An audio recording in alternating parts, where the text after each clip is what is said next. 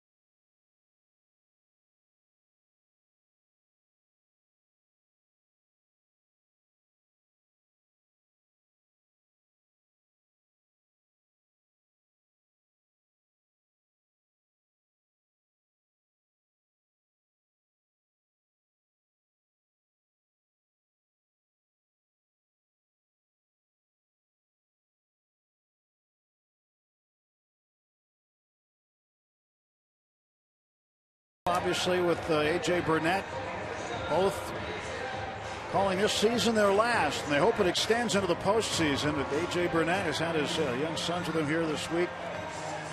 They have been able to do everything A.J. is doing except throw pitches in games, but hugging his kids. In the last regular season game, A.J. will suit up for. Same for Ramos Ramirez. Neil Huntington, Pirates GM, shaking hands with him. Some Point Park University tweets reacting to what they just saw. It certainly has been a great year to have both those guys come back and spend their last season in the Pirate uniform, and they both, even though Ramos was only here for a couple of months, they've both contributed greatly to this really one of the best seasons any Pirate team has ever had when you look at the number of wins they're going to end up with. And those guys certainly had a huge hand in this. It was a nice little nice tribute, especially the Ramos stuff that we saw up on the screen. Really made me think back to 19-year-old kid coming up and playing in some of those old ballparks and how much promise he had, and he certainly fulfilled the promises. When it's all said and done, and you look at his numbers as a third baseman, he was one of the all-time best third basemen that's ever played the game. And this might be a good sign in the dugout with Ramirez as they're dancing. We haven't seen him dance a lot before games, but a loose group looking for a win today to secure home field advantage Wednesday. On this final Kids Day Sunday afternoon, Fan Appreciation Day at PNC Park. Andrew McCutchen coming out to center field, and young fan waiting for him out there already at his position. One of the great thrills these kids get a chance to have, to get the opportunity to do this. Neil Walker. Just one of really the great stories of PNC Park is that this ballpark is really brought the youngsters back to the game of baseball.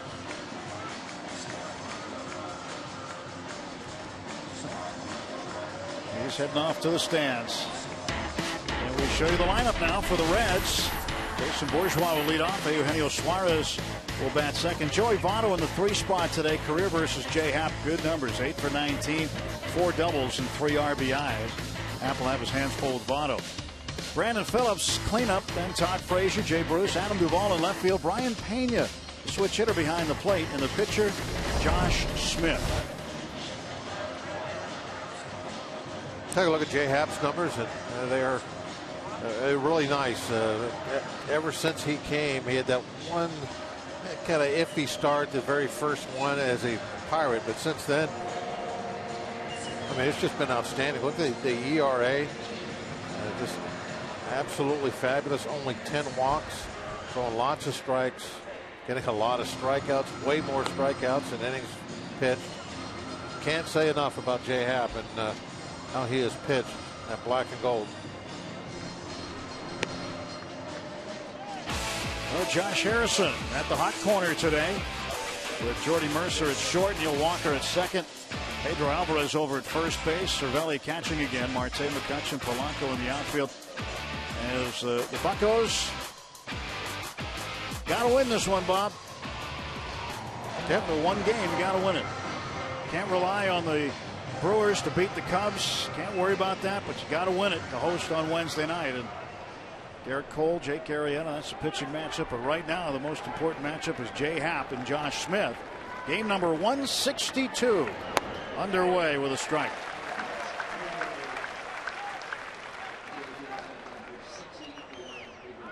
.61 degrees, the game time temperature. Sunny skies, a gorgeous day. In the air to right field and drifting back Polanco for out number 1. The ball seemed to carry a little bit. Polanco had to make a last-minute adjustment to get back to the edge of the tracks. During the course of the game today, we'll scoreboard watch along with you. And in the upper right-hand corner of the screen, you'll see the score between the Cubs and the Brewers, who are also just getting underway from Miller Park. Everything so start at the same time, no matter where you're at in the country. Should be the first inning everywhere right now. Well, the only exception today, the Braves and Cardinals had to play a doubleheader, rained out last night, so they had to start it at noon. So the second game would start roughly at 3. At 3 o'clock. No balls and 2 strikes to Suarez, the shortstop. They don't want any team to have an advantage just because they're playing out west. Strike 3, and that's strikeout number 1 on the afternoon for Happ. If you're locked into a last day battle with somebody and They're on the East Coast, you're on the West Coast. Well, you have an advantage. You're going to play last. If the team you're in a battle with loses, and you could pull back your say your starting pitcher and save him for a playoff game. That's exactly what happened last year when the Pirates finished in Cincinnati against the Reds and battling for a tie in the division. And when the Pirates lost that game, Adam Wainwright, who was warming up in the bullpen out in Arizona, was called from the pen. He sat down, and the Cardinals saved him for game 1 of the postseason. So now that's not the case this year, as we've been telling you the last week or two. Everybody at the same time today. 1 ball, 1 strike pitch to Votto. That gets ahead of him. Votto did not reach base last night. That's big news in Cincinnati. 317 times this year, though, he has reached base. That's a franchise record for the Reds. When he gets to 2 strikes, man, he chokes up as much as anybody you'll see.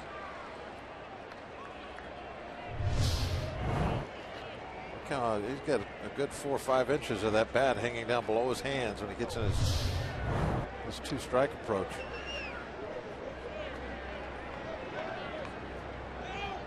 Two ball, 2-strike pitch. Swing and a miss, strike 3. Impressive start for Jay Happ as he strikes out 2 and 1, 2, 3, top of the first.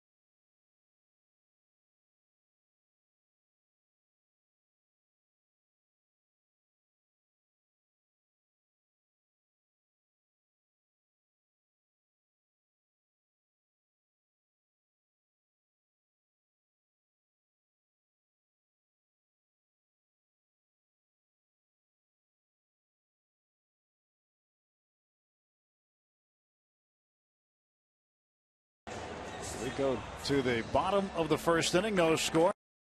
In the top of the first. For the Pirates, leading off is Gregory Polanco as we look at the Toyota starting lineup. Josh Harrison bats second, plays third. McCutchen in the 3 spot. Walker hitting cleanup. Marte 5th. Pedro Alvarez 6th. Ravelli catching and batting 7th. Jordy Mercer 8th. Jay Happ 9th. Against Reds right-hander Josh Smith. His big league debut against the Pirates back in June. Josh's numbers aren't really all that impressive. If you look at it, they're not really a whole lot to point out other than the ERA very high. Look at the walks. 21 and 28 innings. That's not right. Opponent batting average over 300. That's a lot of base runners when you think about the hits that you give up to have an opponent batting average over 300 and then mix all those walks in with it. The result, ERA in the 7s. First pitch to Polanco outside. Gregory hitting .257 to start the day. 9 home runs, 52 runs batted in. 1-0 from Smith. 2 balls, no strikes. Pirates need lots of base runners today. Last night they were very limited, only 4 hits, 1 run. Not very many base runners.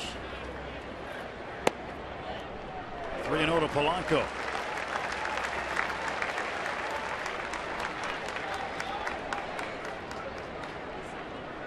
Jay Burnett, Charlie Morton visiting here on this final day of the regular season. And a strike called to Polanco.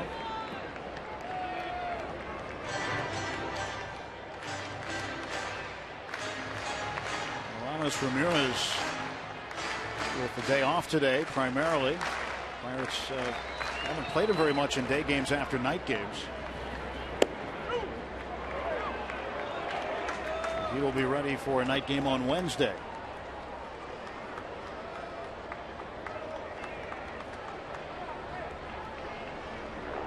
That man will pitch. Garrett Cole. But first things first, got to win here today. 3-2. Polanco fouls it off of Pena. Pena got it in a bad spot. Not a good afternoon. Or a way to start your afternoon. Very first hitter of the game. Take one off the elbow and then it slams into your mask. But it's the elbow shot that's the one that hurts him.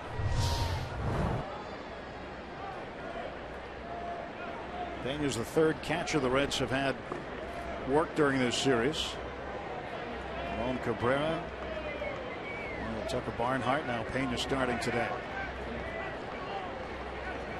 Well, all three of the catchers they've got are switch hitters.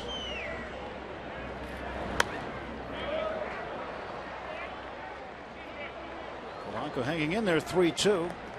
Smith got out to a 3-0 count and worked his way back in. He's been up and down between AAA Louisville. Actually was in the lower minor leagues for part of the year too. Called back up on the 8th of September from AAA. And this one banged toward left center field on the run. Bourgeois. One out. So in order for the Pirates to win today, Bob, what are your Rivers Casino tips to win? Well, don't josh us. I don't want to see Josh out there very long. I mean, he's got very poor numbers this year. He's been pitching poorly. And you just mentioned we got 4 hits yesterday and 1 run.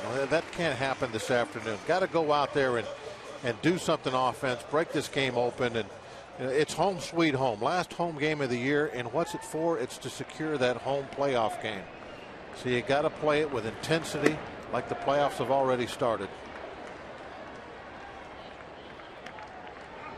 Great day for it today. It would be better with a win.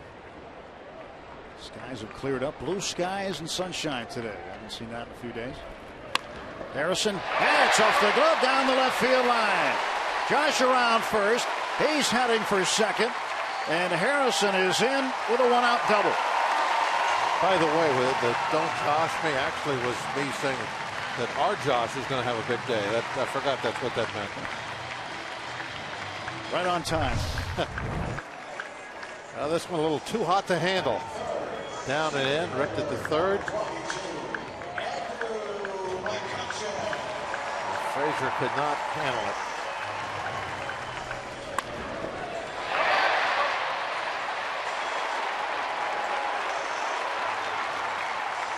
Well, Josh outruns his batting helmet. Usually does. Double number 28 for Harrison. So the Pirates with a runner in scoring position for Andrew McCutchen. Smith checks the runner. Now the pitch. Ball 1. I think most guys, especially your faster runners, they just assume ditch that helmet immediately. Want to run with it on their head.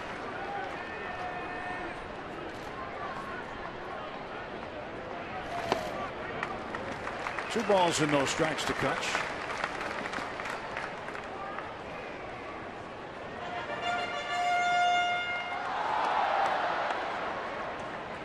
See the shadow already creeping onto the field. We'll see that at this time of the day. Eventually cover the pitcher's mound. 3-0.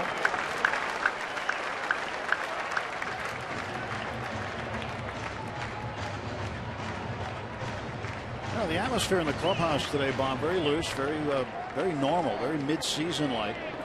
You guys know what the job is, know what they need to do today. 3-0. One after it, it's 3-1.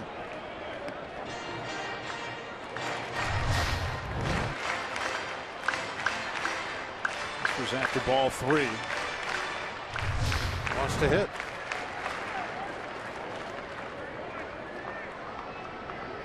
One out, Harrison off second base. 3-1 to Kutch.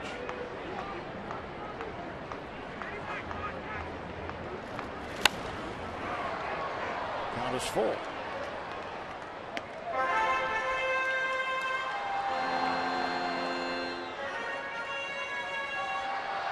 Josh Smith out of Margate, Florida, went to Lipscomb University.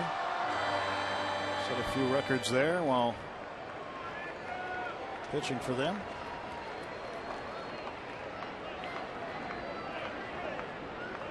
Trying to get Josh Harrison home. There's Andrew McCutchen. Payoff pitch from Smith. Ground ball to third. Charging is Frazier. McCutchen is out. Harrison stuck at second.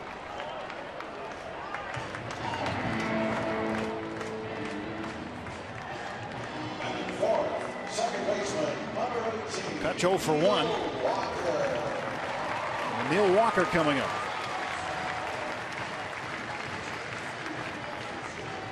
I don't know, Bob. This might be the only game in the big leagues where you have both teams' second basemen batting cleanup. Could be. You don't see that very often. Brandon Phillips, cleanup hitter for the Reds. Their second baseman, and here's Walker. 1 ball, no strikes to Neal. Neither one of them really home run hitters. Kind of just happens to be, I guess, the way they wanted to put the lineup together this afternoon, both teams.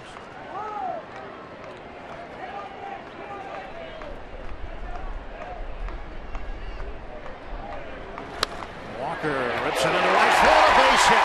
Harrison will get waved home. Jay Bruce throw to the plate, not in time. 1-0 Pirates. Yeah, hit cleanup's not always about hitting home runs, I guess, huh? More about RBIs. And Walker picks one up, one swing.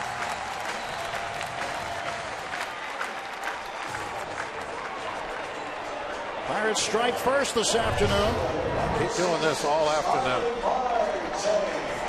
Really bust out with the offense.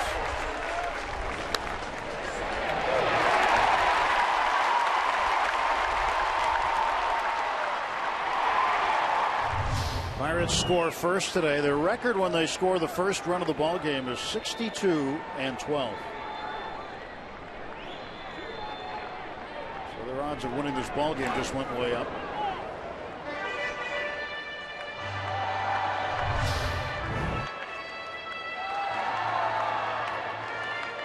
Catching the plate with his hand on the way by. With the point. They're very stylish. Yeah.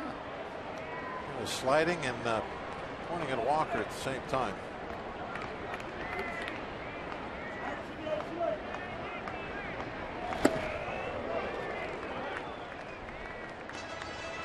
So now with the Pirates leading, very important. Upper right corners we're showing you all afternoon today. Cubs with an early lead over the Brewers.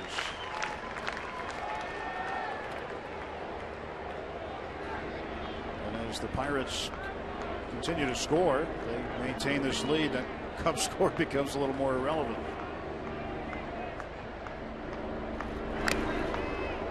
2 strikes to Marte.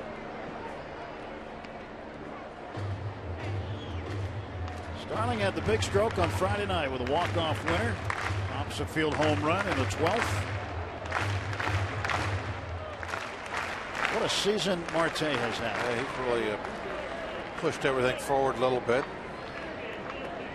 1 home run away from number 20. And that's a base hit for Marte. Poked it out to left center. 3 hits in the inning. And the Pirates with 2 outs have runners at first and second.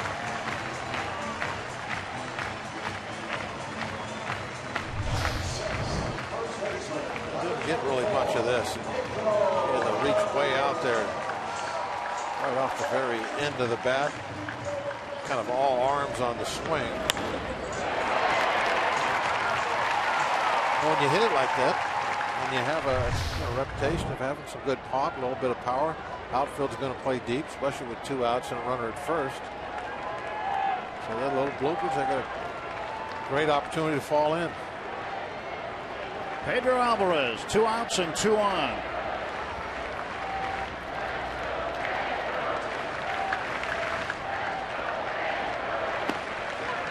Strike 1.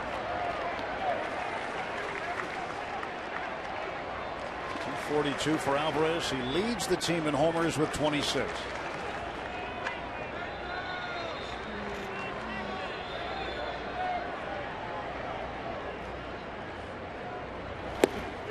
That's it, strike 2. Smith gets ahead. Well, the first guy he's been this far ahead of. Fell behind Polanco, fell behind McCutchen. Ended up getting them both. Ultimately, Polanco flying out, McCutchen grounding out, but double by Harrison, RBI, single by Walker, Marte a base hit.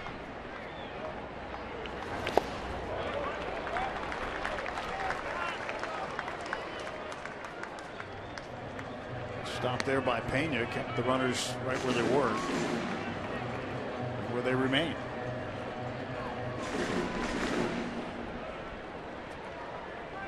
This is the 64th consecutive start by a rookie pitcher for Cincinnati. The 110th start by a rookie this year.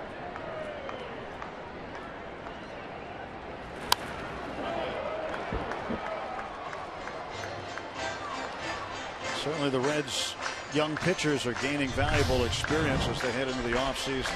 But Pedro looking for a good pitch here from Smith. Oh, well, I think what's happening more than anything else is these kind of young guys are being evaluated. See who's going to be part of the answer for next year. He's able to check his swing. They're going to need to rebuild their rotation. And the coaching staff, manager, they're watching these young guys, evaluating how they handle themselves and how effective they are up here at this level. 2-2 pitch. A ground ball to Frazier.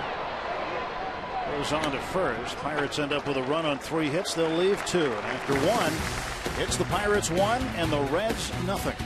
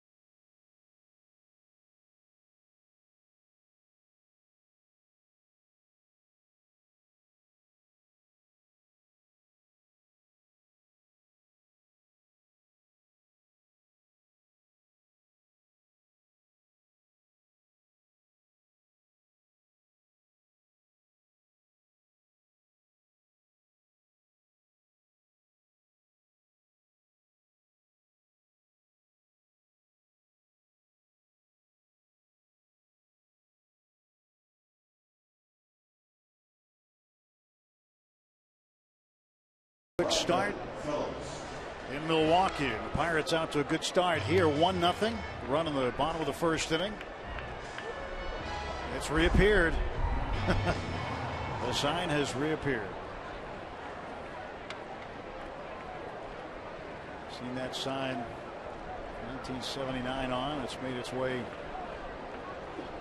down to Florida and back, and appears during big games here.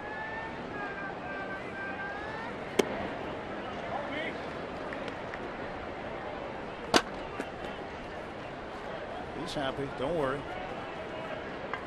So far, every time Jay pitches, we're a happy bunch.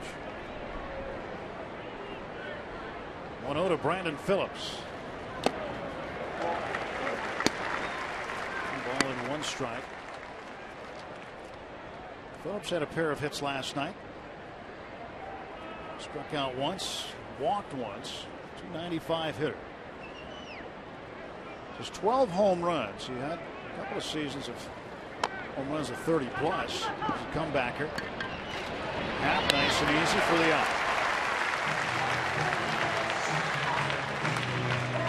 Phillips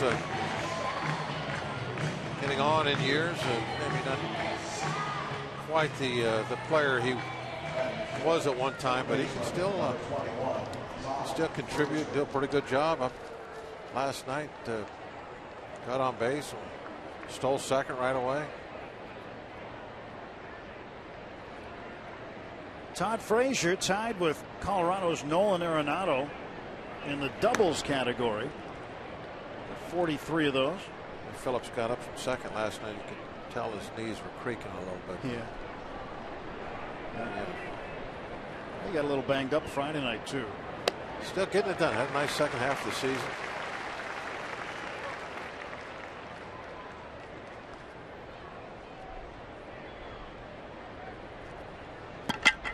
Phillips, he's walking a little gingerly there. Gingerly, yeah. You can almost hear those creaks up here. Well, 8 more innings, he can rest him for a while. It'll be a long off season for the Reds, that's for sure.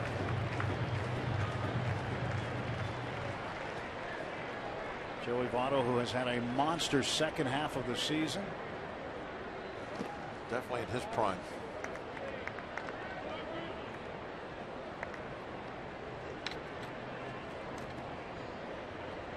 Talking to hitting coach Don Long.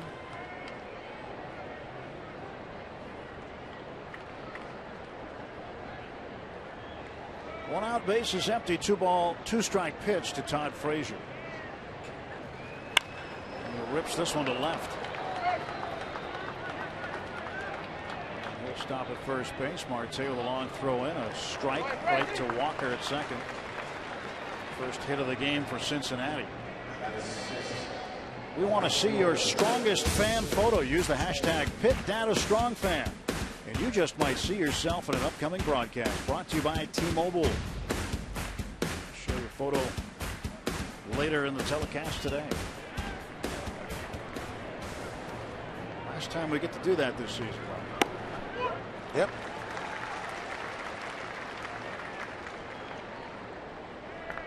All good things come to an end, at least temporarily.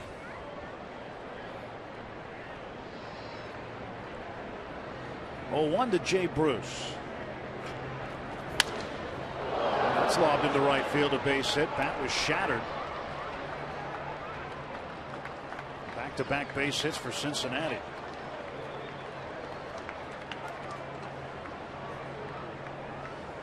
Not much use for that now. Well, I think he's got down on the end of the bat a little bit. And that's usually where they break. He's taking a big full swing, and that bat contacts the ball on the end.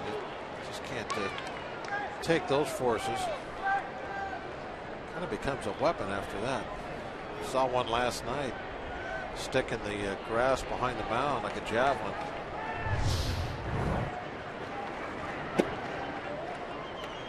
Adam Duvall will take ball 1.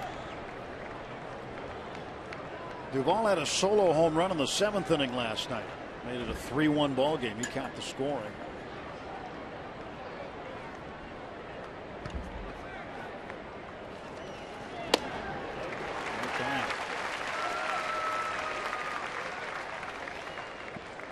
trigger a little too soon on that swing. A little too soon. Out in front of it. Trying to catch up to that Happ fastball, but he didn't see it right. Maybe guessing a little.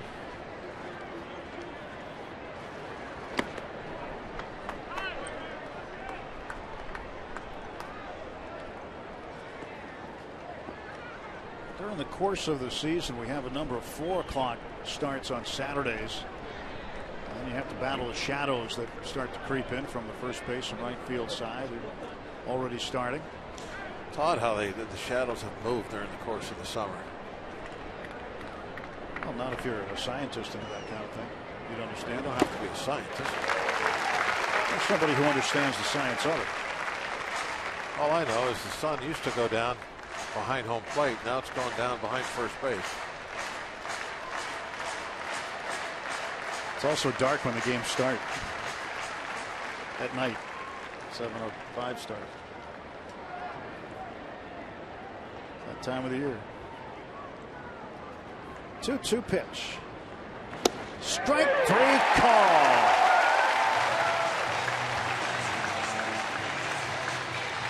Strikeout number 3 for Jay Happ, and there are 2 men out for Cincinnati. Right there. It's a great spot for that fastball. Happ really showing good velocity.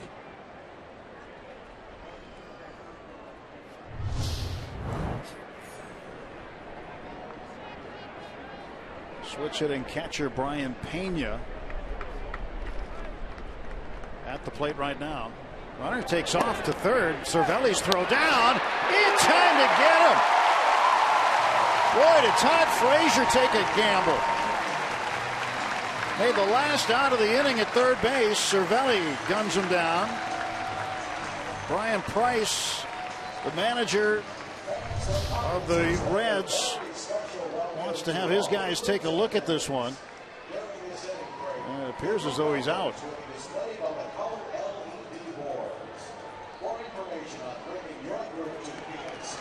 And the Reds will not challenge this one. Jay Hay with a good sweep tag. And Frazier caught trying to swipe third. And that ends the half inning. No runs, 2 hits, 1 left. 1-0 Pirates.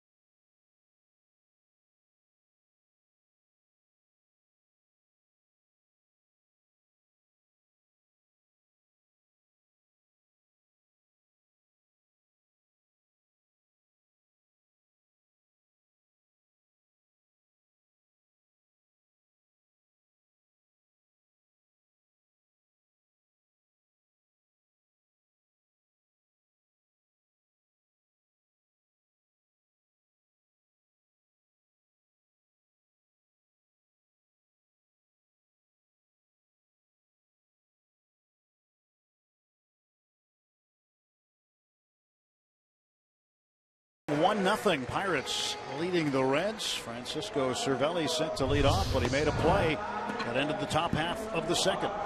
Not a smart play. You just can't make the final out of an inning at third base. Something that everybody knows. Obviously, he didn't think he was going to make the third out there. He wouldn't have ran, but you got to be absolutely sure. Just not worth the risk to move to third base if you think you might get thrown out. If there's any chance you're going to get thrown out over there, and the inning is over. They had 2 guys on base. So thank you very much. It's a gift out. Cervelli made a good throw. Harrison a good tag. 293 the average for Francisco. Trying to get some more base runners out there. Cervelli, Mercer, and then the pitcher Jay Happ this inning. 1 ball and 1 strike. Well, Pirates playing for home field here. This is about as exciting as it gets in the National League. It's a little crazier in the American League West today.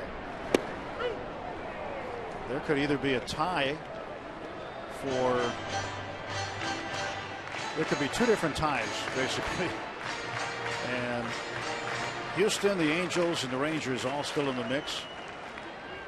There could be a tiebreaker game played in the AL West tomorrow. If there is, it'll be at 3:30 Eastern.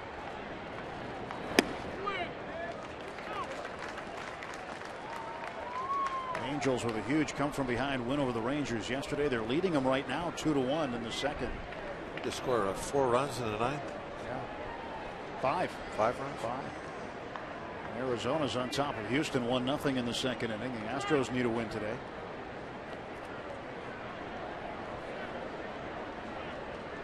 That's the way it's supposed to be. Yeah. Come down to the last day. 2-2 pitch. Cervelli goes down swinging. First strikeout for Smith. Batting 8th, playing shortstop, number 10, Jordy Mercer. Kids Day Sunday. One lucky kid gets to do that on Sundays. Nailed the Francisco Cervelli, by the way. Did a real fine job with that. Big smile on his face after he did it. I was watching it. I guess that is fun to say. Francisco is fun to say. I knew what you were getting at.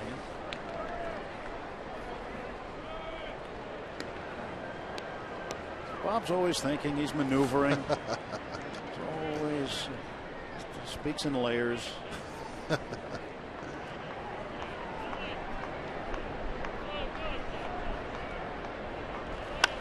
Jordy hits one well to left field.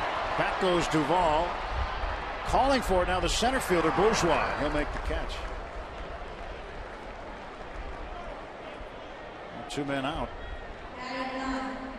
Non-stop action, heart-pounding excitement, historic performances. Don't miss the 2015 postseason beginning October 6th. Go to MLB.com/postseason for a full schedule. That's Bacon Bird. It's a young Bacon Bird. Some of the Halloween costumes out a little early. I think so.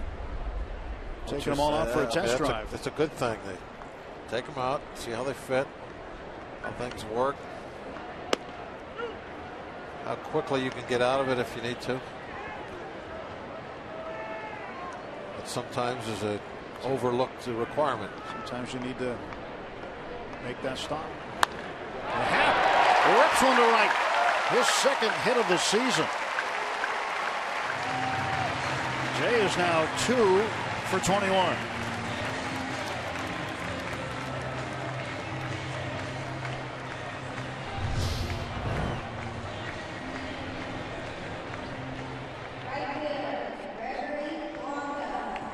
Ball was on a tee.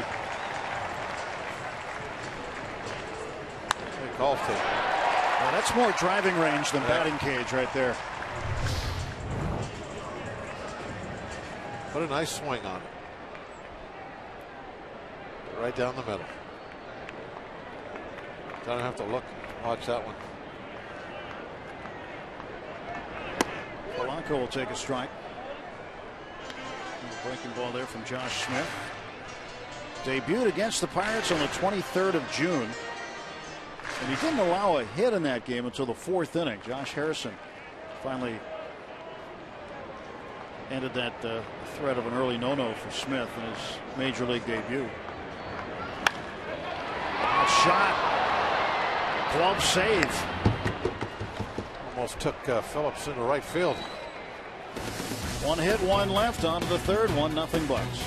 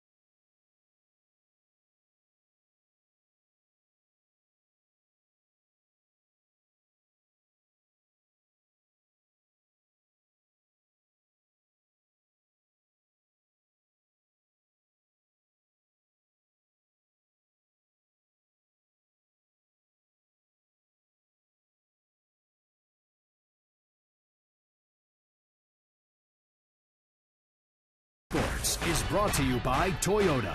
Toyota helps you get the most out of your drive. Just ask a friend who drives one. Toyota, let's go places. And by Barrel Automotive, we're driven to be better. Let's go Bucks. Take a look at our Barrel Automotive league leader stat. Most games played without playing in a World Series. Torrey Hunter, Ichiro Suzuki, these are active players, obviously. And Aramis Ramirez, third on that list. Maybe this is the year for Ramirez. Jay Happ with a base hit. Pirates with a 1-0 lead. We start the third inning. And it's a good day for that kind of hat. I've seen a lot more of those tri-corner hats this year. More and more each year.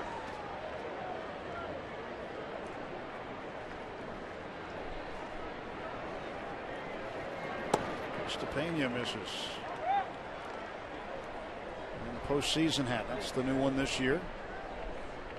The players got handed out once they clinched. It's a must-have. Got an idea for a promotion for next year. You do already? Well, you dress like a pirate night. You get a little extra loaded on your ticket. Baseball's thinking man back at it. What do you think? I think that's a great idea. I really do. Nice one. I think that's a super idea. These guys could come back. And these guys are great.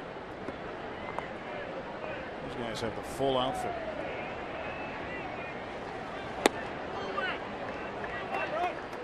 Happ falling behind Pena 3-1.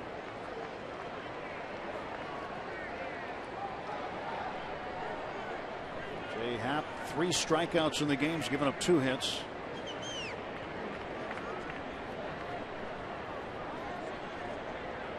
The 3-1 pitch to the Reds catcher. Fouled off, and it's 3-2.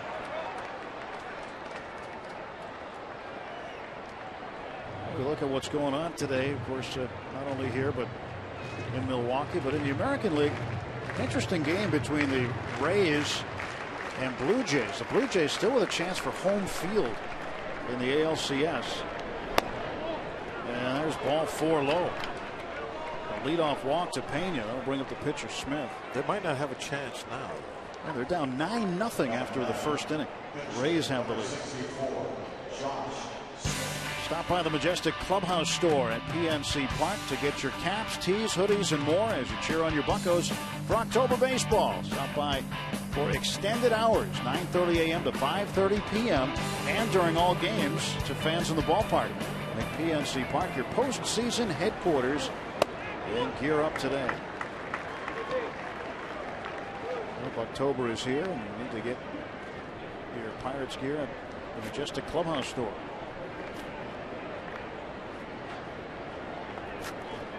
Some of those too. 0-1. Smith pulls the bat back. 1 ball, 1 strike. Kansas City Royals going for home field advantage throughout the American League side of the playoffs. Of course, the American League winning the All-Star game, so they'll have World Series home field. They've got a 3-0 lead over Minnesota in the 3rd inning. Firm bunt to first. Pedro throws to second. They get the lead runner. How about that toss? Something on it, and right there, chest high, right on the back.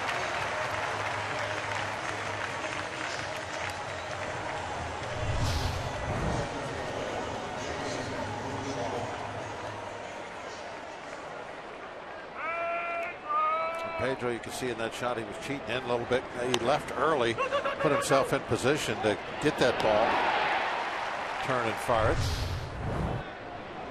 As a runner, you have to take advantage of that. As that first baseman comes off early, then you have to extend your lead, and that will make it a little tougher for him to throw you out at second base, because now you're making him pay for that early jump home. You're getting an early jump to second.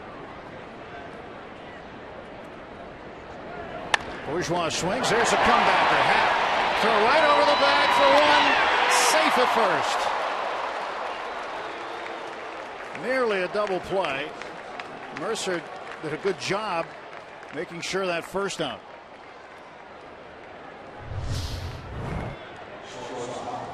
The ball was hit very sharply. I thought they were going to be able to turn this one. Didn't work out that way, though. As it's a hard one hopper.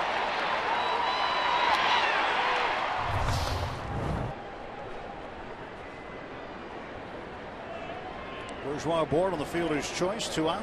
And Happ will now face the shortstop Eugenio Suarez, who he struck out in the first. Strike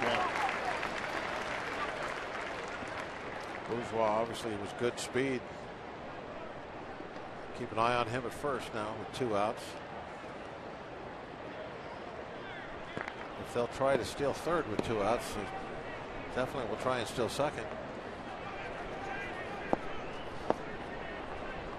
And that's the one you are supposed to take a risk to get to with 2 outs.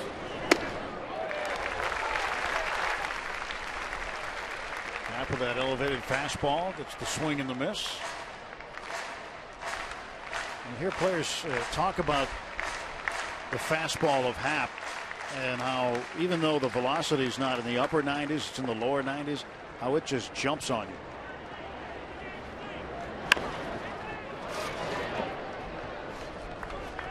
And a 93-mile-an-hour fastball fouled off. See that same type of thing out of the startup, his fastball. This plays at times like it's in the upper 90s also. A lot of swings and misses.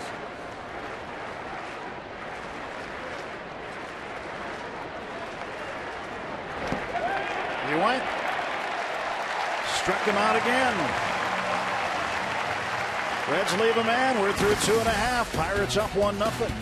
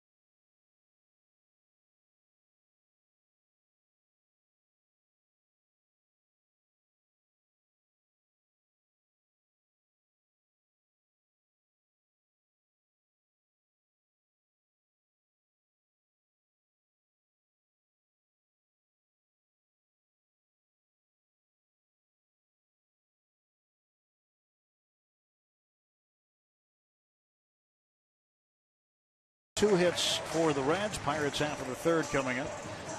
And today's Allegheny Health Network injury update. Cardinals outfielder Stephen Piscotty, who was injured in a scary collision with Peter Borges here at PNC Park Monday, has been cleared to return to action. He did start the first game of the Cards doubleheader with the Braves today. Went 0 for 4 with a strikeout. And glad to see it wasn't more of a severe injury. And he is back and playing already. Atlanta would win that first game 6-0. The second game getting set to get underway. Josh Harrison, a double and a run scored, 1 for 1, leads off the Pirate half of the third. Facing Josh Smith.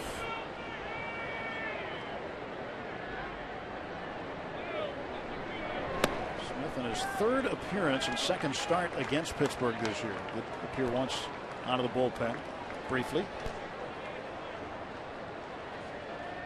It is his 7th major league start.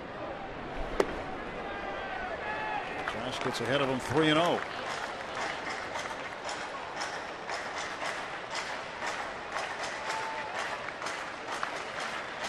Touching in the on deck circle.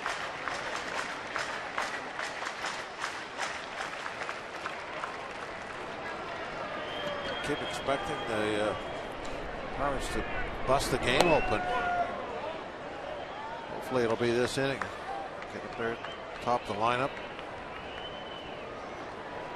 Jay Hay can set the table.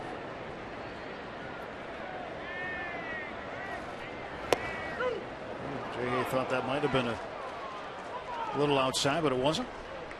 Now the count full, 3-2. Smith pitches his way back into that count. Right on the outside corner. Pitch number 5. This is the 6th pitch of the at bat coming, but Harrison will make him wait a little longer.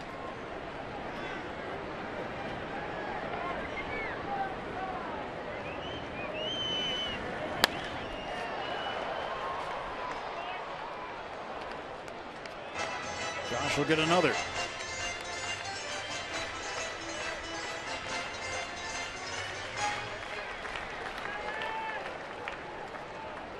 Josh against Josh. Smith against Harrison. 3-2 pitch.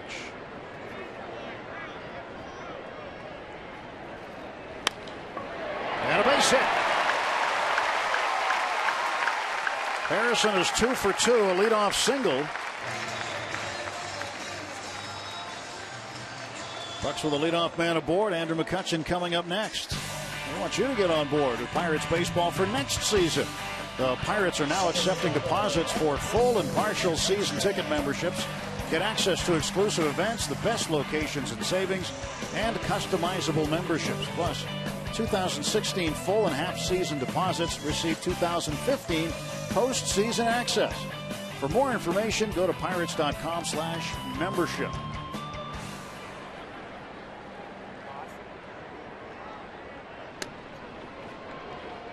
Smith had some help from Votto there. Ball not exactly on target. Kutch is 0 for 1. He grounded out to Todd Frazier at third base in the first inning. He's equaled his career high for RBIs in a single season with 96. He had 96 during the 2012 season. Shadows creeping in a little further over the infield. Just getting to the home plate circle now.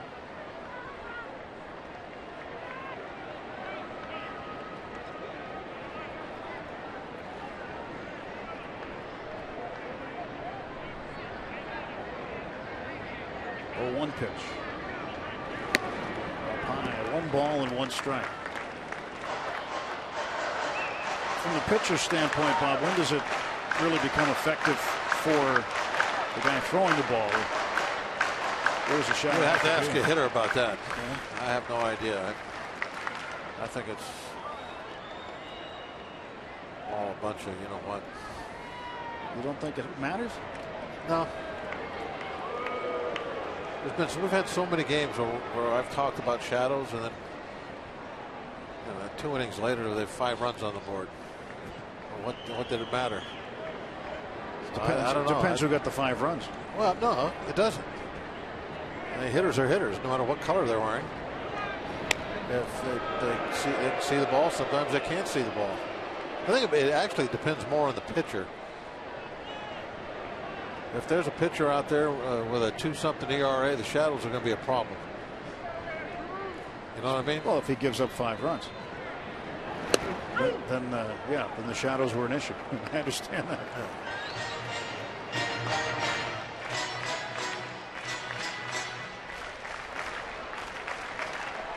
That's looking down at third base coach Rick Sofield. Josh Smith with a 1-2 count on Andrew McCutchen, nobody out, and Harrison the runner at first.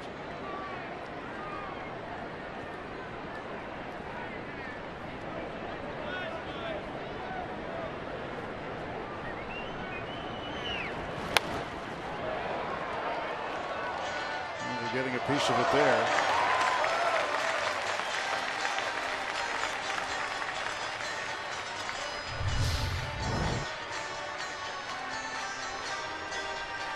Looks like not really wanting to give anything down in the strike zone. Trying to work Kutch upstairs.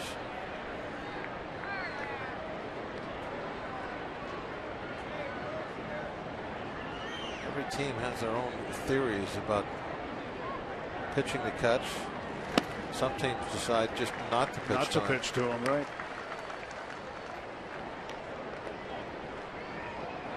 I know his hot zone sheet that we look at a lot has really evolved a lot from April to now.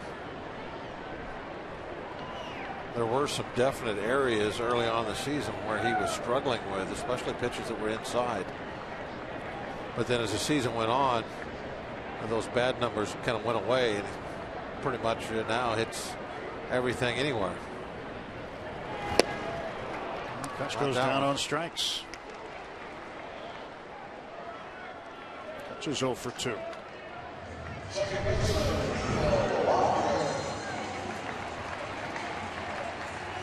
Working him low and away. That's a really well placed breaking ball. When you get to 2 strikes, if you can put it just off the plate like that,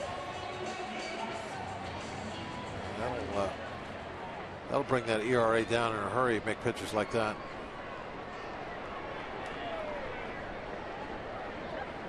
Neil Walker with an RBI base hit today. Takes strike 1.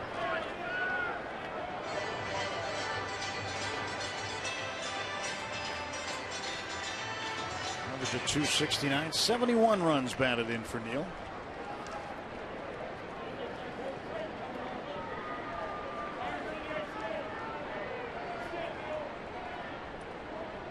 Neil hit a home run Wednesday off of Michael Wacha of the Cardinals.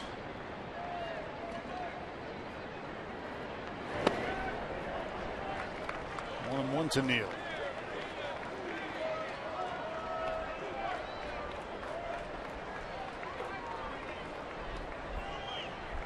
Pretty long look down at Sofield.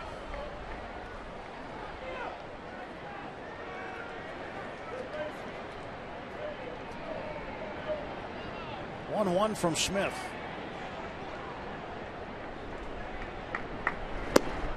Outside. 2-1. I don't think you see hit and runs as much anymore. I did say 30, 40 years ago.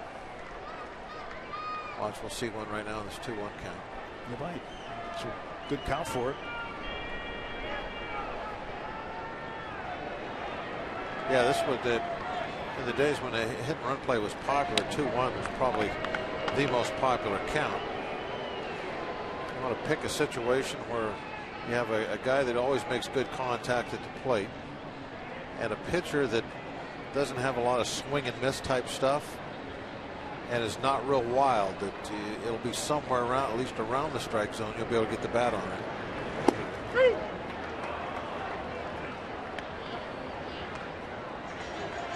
Nothing on there. Where's this pitch? Looks like it's outside. It's actually extremely outside. Yep. Maybe the shadows do affect people around the plate, Bob. You never know.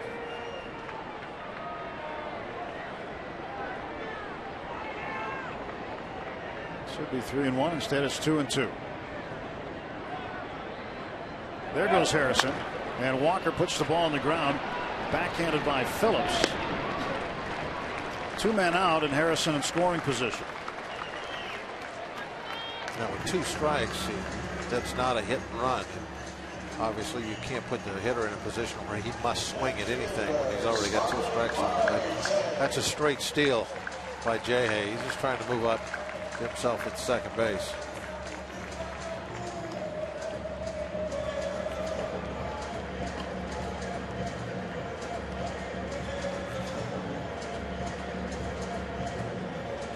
Still 1-0. Starling Marte hoping to get Harrison home. Marte is 1 for 1. Poked a single to left center in the first.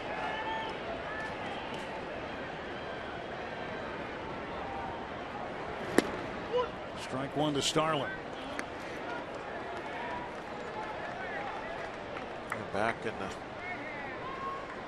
late spring, early summer. The late afternoon games, the center fielder would really have to fight that sun on the fly balls.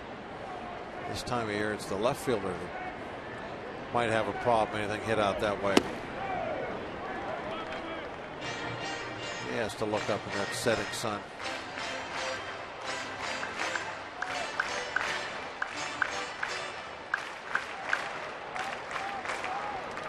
So the Brewers get on the board. Now trailing by 2 runs in the 3rd inning to the Cubs.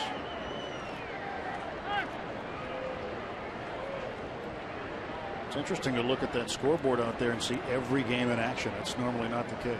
Yeah, every game almost in the same inning. Yeah. Either the 3rd, 4th, or 5th. Low to Marte. 2 balls, 1 strike. How in the heck are they in the 5th inning in Philadelphia already? They're flying. Well, it's Miami and Philly. It's swing at the first pitch yeah. day. Yeah. You get to a 2-1 count, you're fine. Yeah. A lot of cars already packed in that parking lot.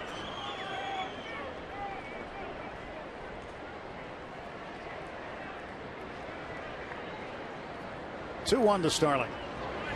And he looks at a breaking ball for a strike. Good looking pitch there from Josh Smith.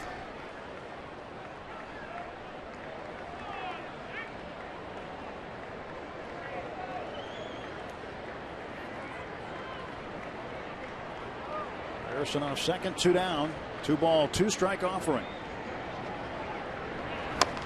And a slow roller to third base, barehanded by Frazier, and it's a bang bang play at first, and they just get Marte. If he gloves that, Marte's safe. But with a bare hand play of Frazier, just got it there in time, and Harrison is stranded. So close at first. 3 innings are now in the books. Pirates holding on to a 1-0 lead.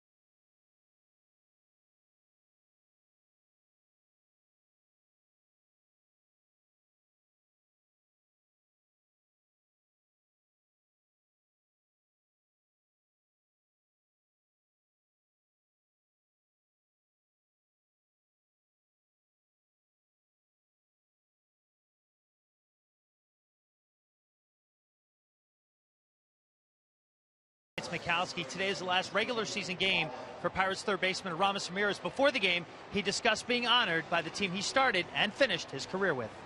That's nice. I mean, this is the thing that I came up with. I'm gonna end up my career with the Pirates, and I'm sure it's gonna be fun. It's nice. Really cool pregame ceremony emceed by Greg Brown. Both A.J. Burnett and Aramis Ramirez presented with custom paintings. For Ramirez, 2 photos of him in a Pirates jersey. One when he started back at Three Rivers Stadium wearing jersey number 16, and now he concludes his career wearing jersey number 17. A.J. got the painting from his return game back after coming off the DL when the bat signal was projected onto the buildings here in downtown Pittsburgh. Tim and Bob, but great stuff for Aramis Ramirez, who certainly had a distinguished 18-year MLB career. As we get a look at the video. Here at PNC Park. Here's the photo Robbie talked about, and A.J. Burnett presented with another painting. Tonight the signal was projected onto the buildings behind him. Now all he can do is watch and snack. His next start would be in the division series. Phillips pops this pitch up. McCutchen finding it. 2 quick pop-outs, Votto and Phillips, and there are 2 gone for Cincinnati in the 4th. A couple of high ones, that one especially, way up there. Took a while to come down. A few clouds out there to kind of help things out a little bit. Break up the solid blue.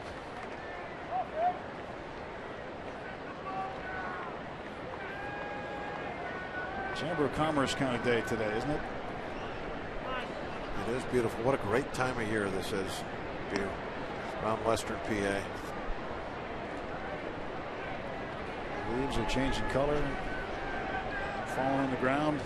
Yeah, I can't wait for that. It's my favorite part of it, when they start falling on the ground. Yeah, you just watch them, wouldn't you? Try to watch them. Somebody makes me go pick them up. Yeah, I think you wait. I think you told me once you wait till they all fall. Until they all fall. Then you pick them up one time.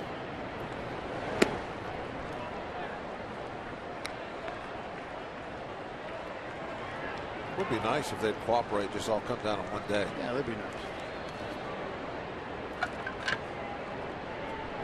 Well, that dog looks good, doesn't it? 2-0 pitch to Frazier.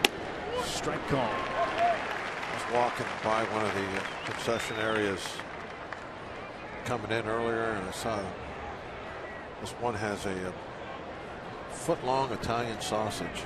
You didn't stop? Well, they weren't ready yet. I was just reading the menu. Oh. And I was just thinking, boy, how good would that be? A couple of beers, watching a game. That would be fantastic. Yeah. Not up here. Why not?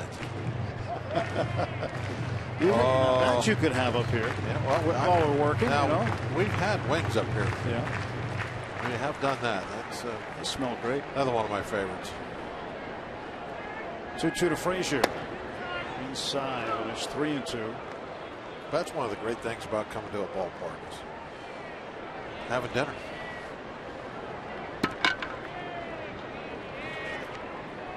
Especially at a place like PNC Park. Come here, you have such a selection of different places you can eat.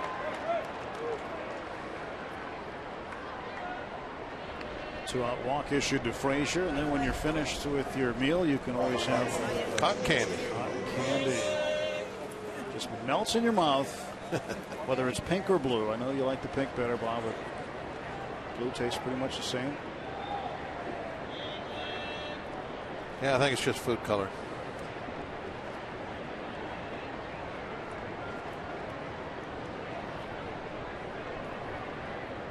Jay Bruce, the batter, with 2 outs. And he looks to take a hit as the Pirates have shifted way over for him, but he fouls that pitch off. Caught part of a finger. That'll deaden the ball. Yeah, I guess. Put it with your hand.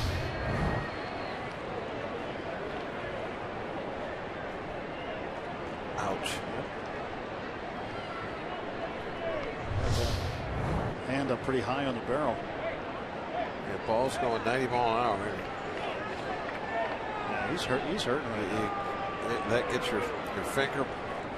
It's caught in between the bat and the baseball.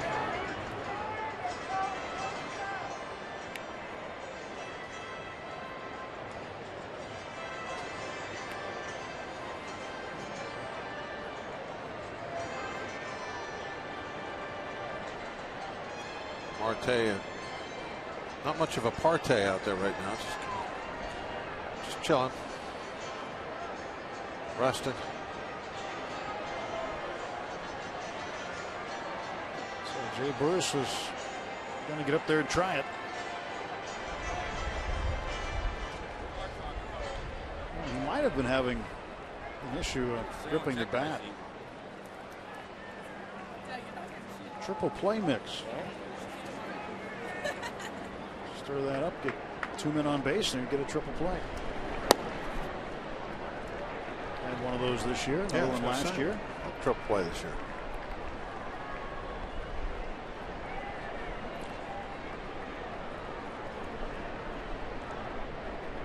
One count to Bruce.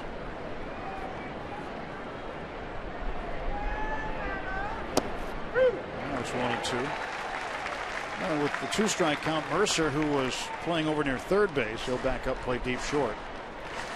That third base side wide open for Bruce with 2 strikes.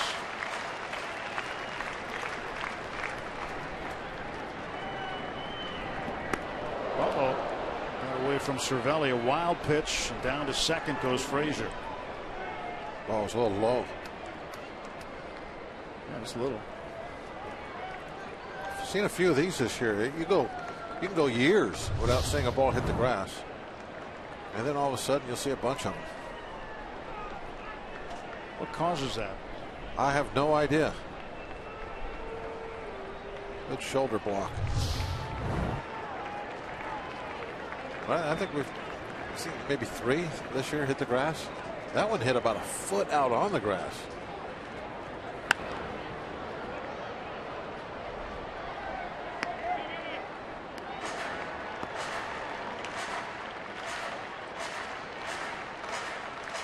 Bruce still grimacing a little bit. I wonder if that finger is bothering him still.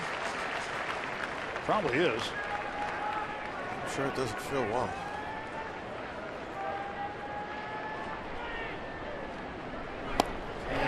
Goes down on strikes. Happ picks up another strikeout, his 5th, and the Reds leave a man in scoring position.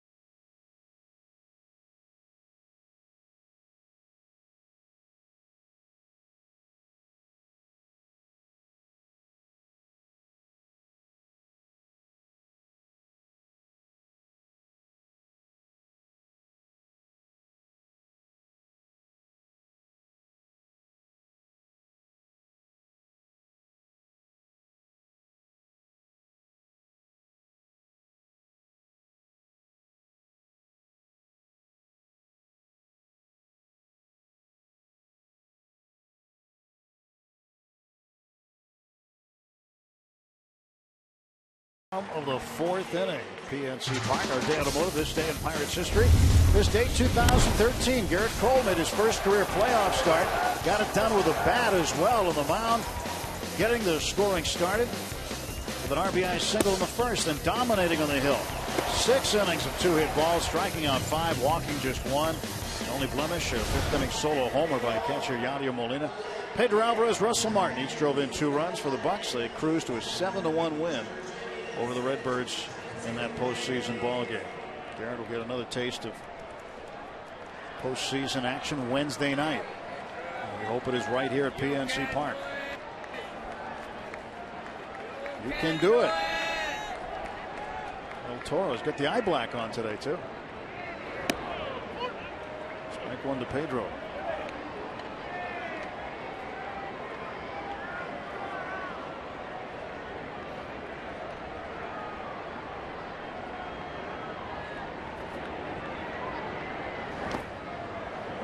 One strike. Alvarez grounded out to Todd Frazier in the 3rd inning. I'm sorry, in the 1st inning. In his first at bat. Now batting here for the 2nd time in the 4th. Reds have shifted to the right for him. And a strike call. Pedro laid off the pitch, but called a strike. Been a pretty big strike zone. Both sides. Yeah. They go back and think of that pitch that Walker took for strike 2 in his last at bat. I mean, that was in the batter's box.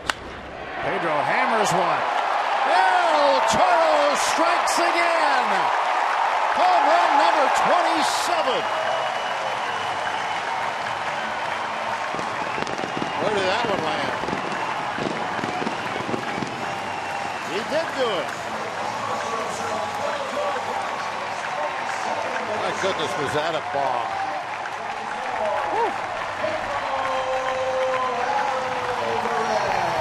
He can hit long, long ways.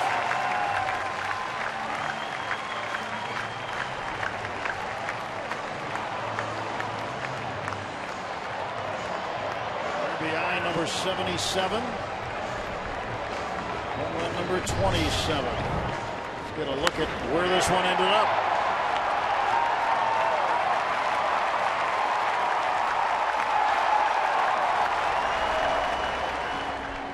Down the hill. Oh, that ball was just obliterated. Yep. That was up there by that balloon they released before the game. Yeah, there was a weather balloon that was let go as part of a pregame promotion. And it didn't get as high as this one did in the same amount of time. Pedro, he wasn't going to look at it, and then he kind of looked up like, oh, where is that one going to go? Cervelli hits one in the air to left center. Bourgeois with a handle on it. 1 out. Cervelli 0 for 2. Well, you knew the reaction of the outfielders. I saw Jay Bruce just take a couple of steps and stop. Turned his back. He didn't even want to see it go out.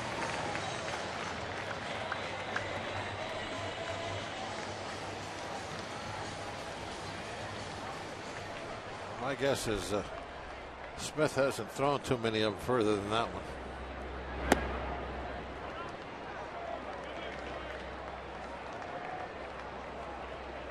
There's Jordy Mercer. Jordy flying to center field.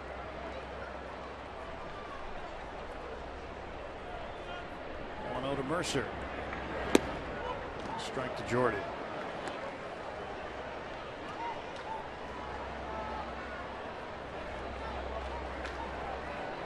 Ball and 1 strike to Mercer as Josh Smith gets a sign from Pena. It's fouled off. Well, one of the better home runs you're going to see off the bat of Pedro Alvarez. May 18th, 461 feet. On the fly in the boat. Ball said, look, I'm on a boat. And someone went aboard without permission and took that ball. They finally tracked the person down. That was a dead game also, wasn't it? It was. It was. Looked like in the highlight there. Yeah, there's a little swimming pool right there. It could hit one in now. I know. There's another body of water, I guess. 131 career home runs for Pedro Alvarez. He's 13th on the Pirates all-time home run list.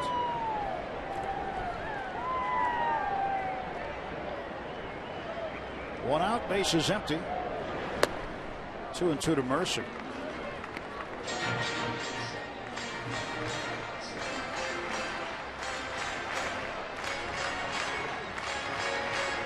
.479 feet, the announced distance of that home run. 479. Mercer, a base hit. I believe it. Jordy's 1 for 2. One out single for the Pirates shortstop.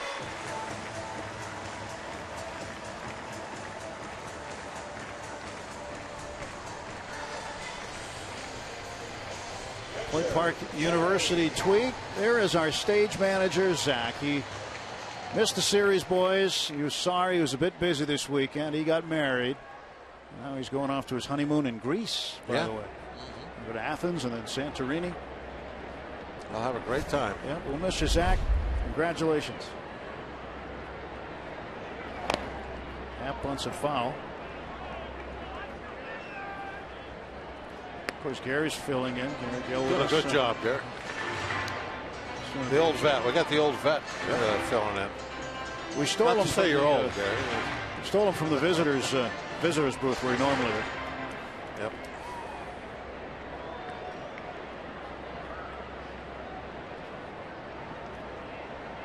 He didn't bring donuts today, though. Zach always brings donuts on Sunday. He brought muffins.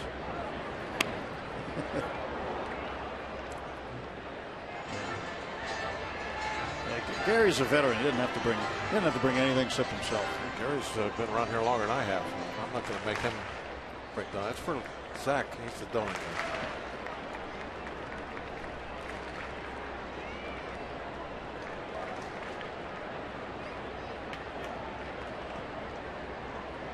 We'll be looking at that baseball for a long time, remembering how we got it.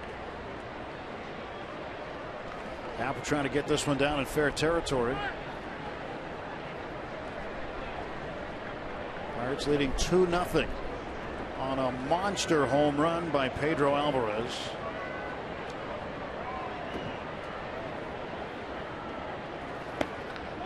Jay lays off that pitch. 479. And if anything, the wind is blowing a little in today. Not blowing like it was last couple nights, but still no help. Probably cut the ball down a little. And he had shadows to deal with. That's right. Yeah. I guess they matter or they don't matter. Didn't matter to him. No, it didn't matter to Pedro. Jay gets this one down. It'll roll foul and he'll strike out. Jordy Mercer will go back to first base. And there are 2 men out after Happ goes down on strikes.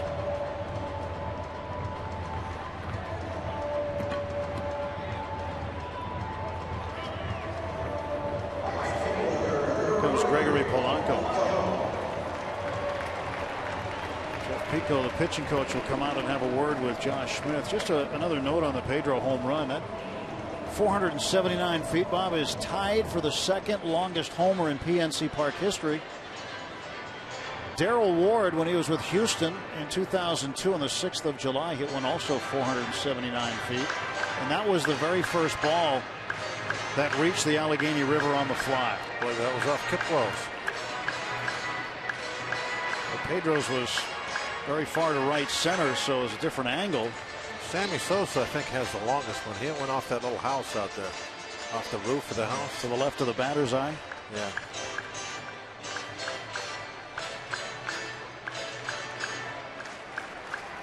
That's the one that Sosa hit the roof of that house. I think that's the longest one. Well, while we have a moment, we say happy birthday to Helen Dominic. Happy birthday, Helen, today. Greg wanted me to make sure we said happy birthday to Helen. Happy birthday, Helen. 2 outs, Mercer at first. Smith's pitch to Polanco. Ball 1. I think Greg ended up winning in a landslide on the, while we have a moment. Yes. There it is. Yep, 484. Pedro Alvarez and Darrell Ward. Prince Fielder a 471, and then Pedro's next one at 469. Pedro's hit 2 balls in the river this year, one on the fly, one off the hill. 3 balls have gone in the river this season. Matt Carpenter of the Cardinals hit one in their last series. He's the only person not named Pedro to hit one in there this year.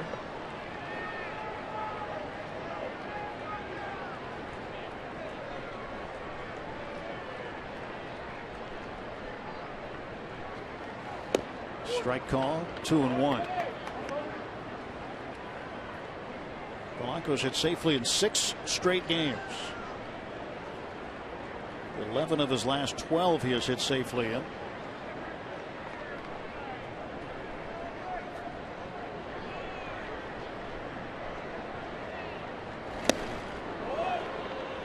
Two and two. Who was that a couple of years ago? It was a visiting player, or it might have even been on the road, that knocked the cover off the ball. Do you remember that? That was here. That was here? It was here, and it was visiting player, though. Martin Maldonado of the Brewers hit it down to third base, and Pedro was playing over there, and he had to throw the ball with half the cover off over to first, and the charge for an error on that. So Polanco strikes out, but Pedro lights one up as El Toro strikes and makes it a 2-0 ball game.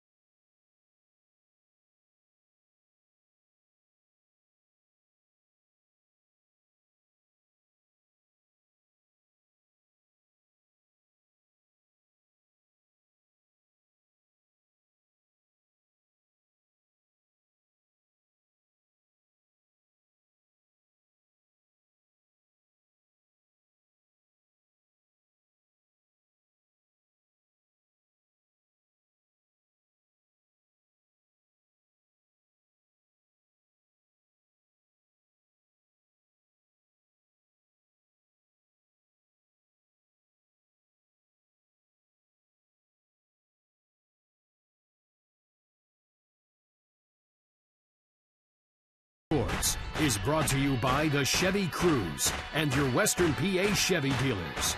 And by Day Automotive. We're going to make your day. Let's go Bucks!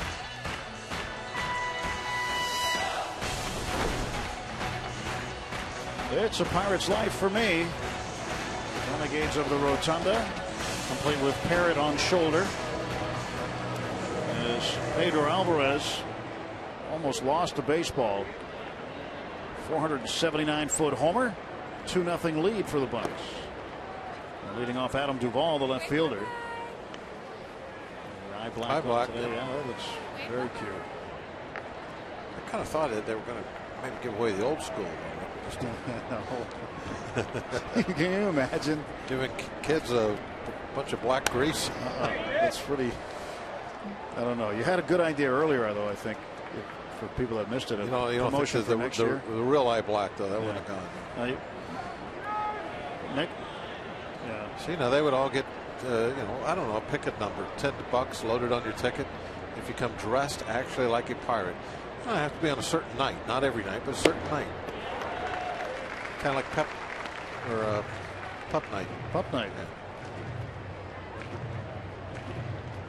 Pup Nights are always Tuesdays. Yeah, you can have a dress like a pirate night. They could be Wednesdays. Every Wednesday. Yeah.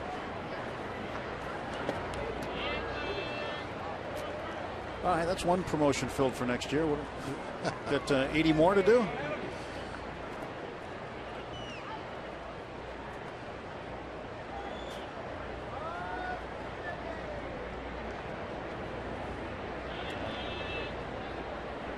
Hydrating today. 2-2 pitch. They have these. Since I'm a grandpa for the third time, I have the youngster now, and I just now saw that lady using one. The little squeeze food things they have now are just. You like those, Ben? Oh, they're so great for on the road or just to hand them to them. Kind of like what the astronauts used to. Yeah, look at that. Have. Yeah, you don't have the little jar and the little tiny spoon you got to mess with anymore. Andy McCutcheon hauls this in for out number 1. Amazing stuff that they come up with. Modern society. Well, maybe that's a promotion. Have one of those nights next year. Everybody gets one of those. Squeeze food. Squeeze food night. Pepperoni pizza, please. Yeah, we have to come up with some different flavors other than applesauce. Franks and beans. What else would you like? Italian sausage in a tube. Pierogies. Brian Pena takes a strike.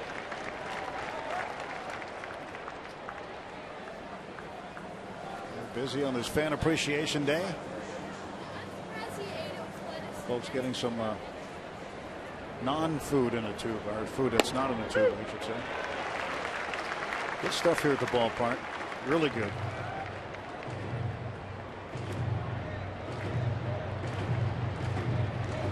Nothing and 2 to Brian Pena. 1 out, bases empty. Pirates up 2-0. And a ground ball to Walker. 2 men out in the Cincinnati 5th.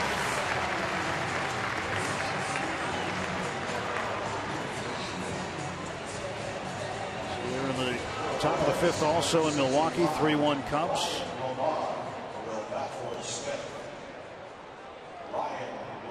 Well, pinch hitter for the Reds, Ryan Lamar, will come up and hit for the pitcher, Josh Smith. So Smith's afternoon comes to an end. Here is Lamar. Jumbo Diaz loosening up. He'll come out next. Lamar, an outfielder by trade, made 5 starts this year with the Reds in the outfield.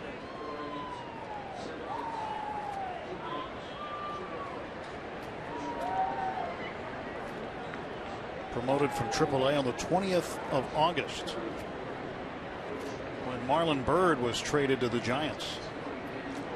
They had a spot in the outfield and they brought up Lamar. 1 ball and 1 strike.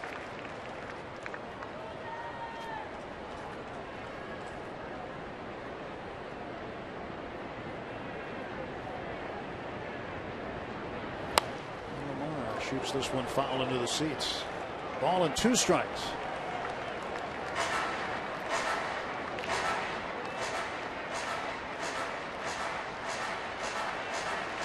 Lamar made his major league debut 2 days after he was called up on the 22nd of August. And a bouncer wide of first. And there's Billy Hatcher with a nice play. First base coach.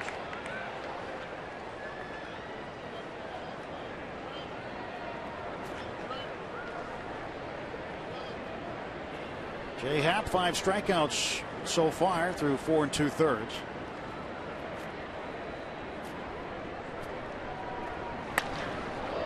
This one well struck, and chasing after it is McCutcheon. He's on the track. He makes the catch. 1, 2, 3. Go the Reds in the 5th.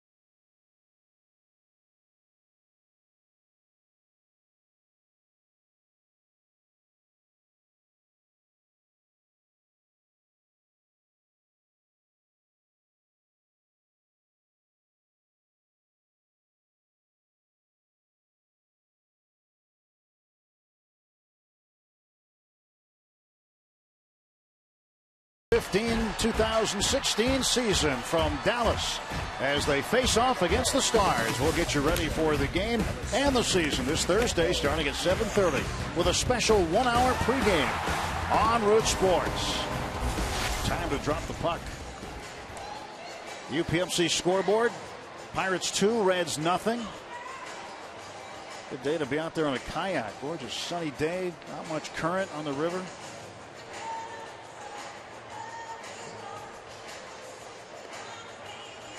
Familiar face there, Bob. Yeah. KY watching the game. Kevin Young's We Are Family shirt, his Pirates gear. He was in the clubhouse today. It's neat seeing him. He went over and talked to Aramis Ramirez. Of course, they had time together. Yeah. Teammates. Jumbo Diaz takes over for Josh Smith.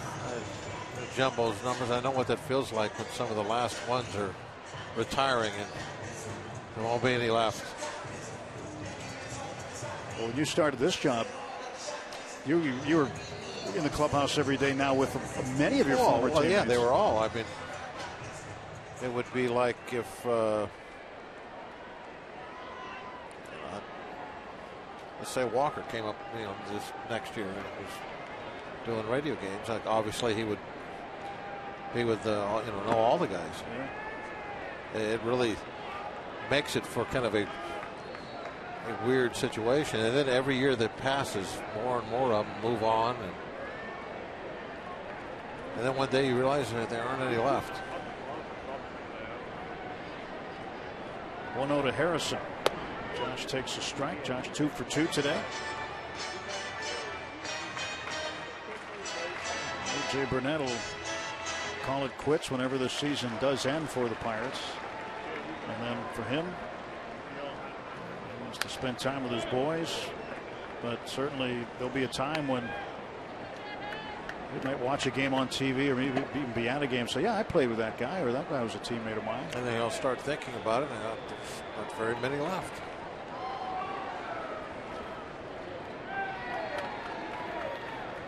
Rock has that feeling because he was a teammate of Ramirez at one point. Yep. And now Ramirez retiring. Yeah, right. Yeah, John's right at that age where they're getting fewer and fewer. 2 balls and 2 strikes.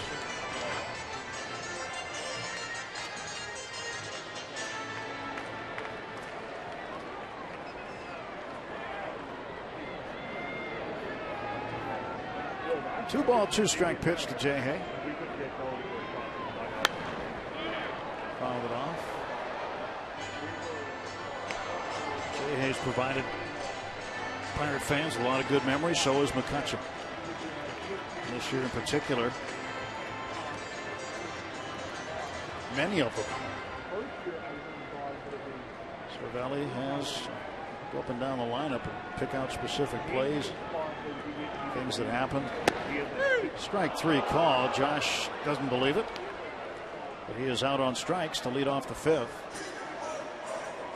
And Andrew McCutcheon, right before the All-Star break, got a number of home runs this year, 23 of them. This one the most memorable. A walk-off 2-run shot in the 14th.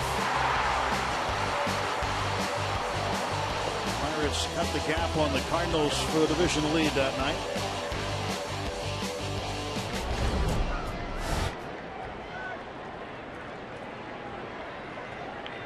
Had one in the series opener Friday. Yeah, he's been the hero so many times. Not just this year, but really ever since he came up his rookie season. 1-0 pitch. It's outside low. After the game is over with, we want you to make sure to stay with us because our man Tyler Graham, who travels with us all year and works on our crew, does an absolutely exceptional job. And he has done it again this year. He has put together a video that will show you at the conclusion of the broadcast that helps you relive many of these great memories. It is a DVR moment for sure. So make sure you set it. You want to go back and watch it again.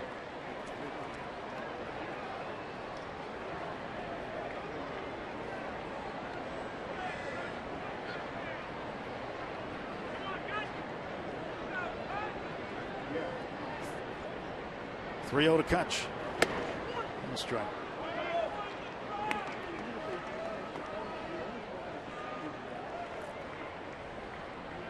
Pirates put a run up in the first inning. Jay Happ doing well right now through 5. Pirates put a second run up last inning on a homer by Alvarez. Count full now. As Diaz fired one of his jumbo fastballs at 96.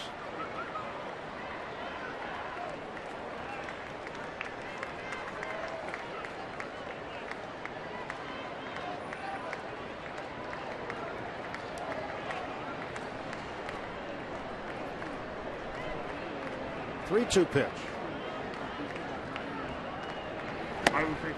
McCutchen down on strikes. Let's go back to our Root Sports studios. Dan Potash has a game break.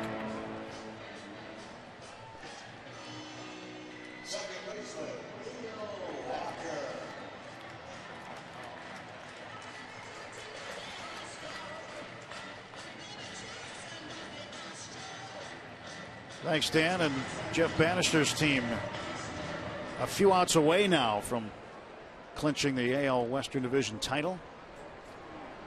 Yeah, Banny's got to be slam dunk for Manager of the Year, don't you think? You'd think so. Walker base hit. Neal is 2 for 3. Opposite field single. Getting well out of that number 4 spot today.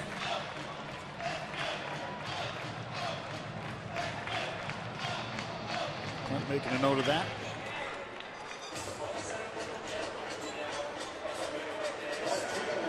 It'll be interesting to see what the wild card game lineup looks like.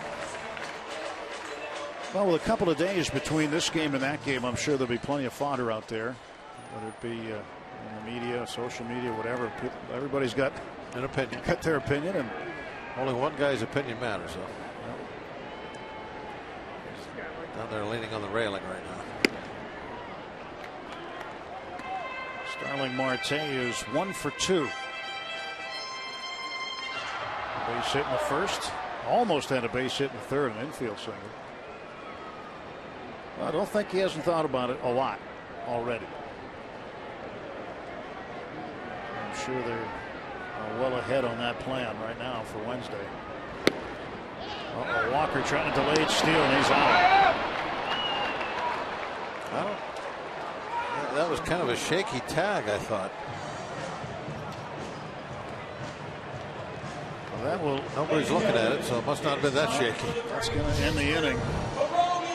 The ball was there in plenty of time. Still hasn't tagged him. Still hasn't tagged him. Wow, that is a lot closer than we thought. No, that was what I thought. I can't believe they didn't look at it. Wow. Still 2-0.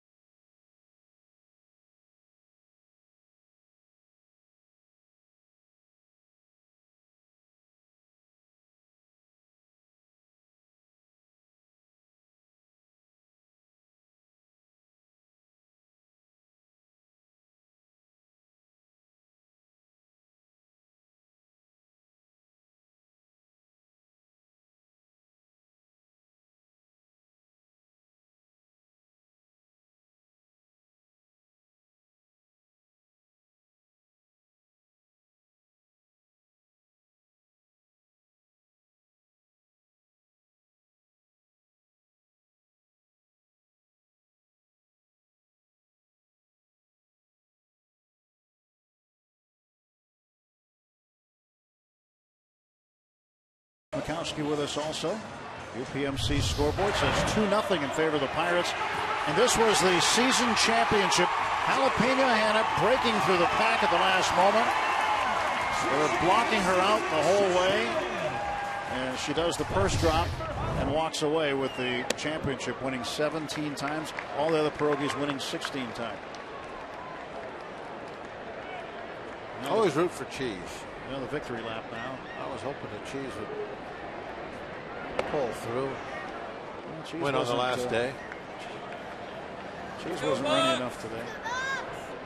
But the rookie Bacon Burt kind of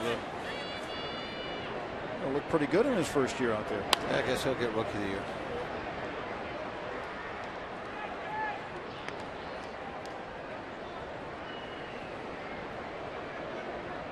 So there's the champion. She'll wear the pierogi race champion crown 2015. 1-2 to Bourgeois. Swing and a miss. He goes down on strikes. Strikeout number 6 for Jay Happ. Time for our Data Strong fan photo of the game, brought to you by T-Mobile. PJ dressed up like a pirate. He's got the picture from every game he went to this year. What a scrap board, I guess you'd call that. And dressed like a pirate to boot. Yeah. Nicely done.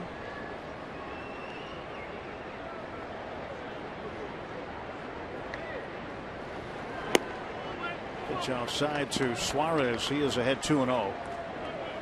Suarez has struck out twice swinging. One out, base is empty. Reds half of the 6th.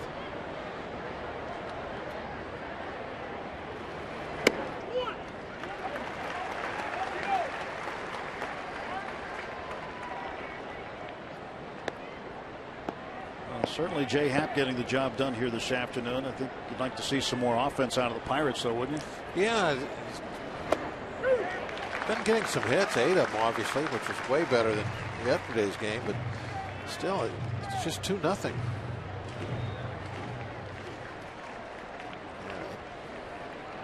Can't really relax at all with just a 2-run lead. Strike 3 call. And maybe one's enough for the way Happ's pitching. That's 7.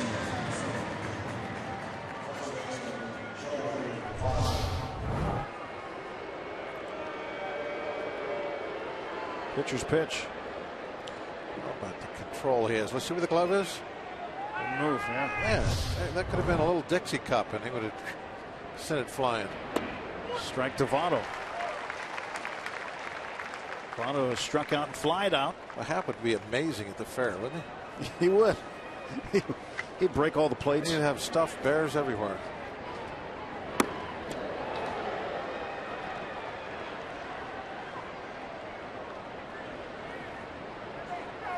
I used to hate that. The kids used to always expect me to knock all the milk jugs down, all that stuff. Bowling pins. Dinner plates. It's a little too wild for all that. Yeah, but don't they give you a softball to throw at those? That's why I always blamed it on the ball. Okay. It was too big? Yeah, it was too squishy. It was not round. Always had an excuse. Was it the shadows? Shadows. Carlos Contreras now warming up. Strike 2 to Votto.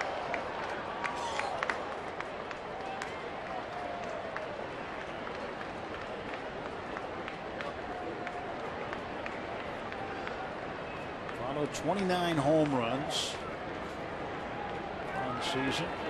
Not the Reds leader though. That's Todd Frazier. He has 35.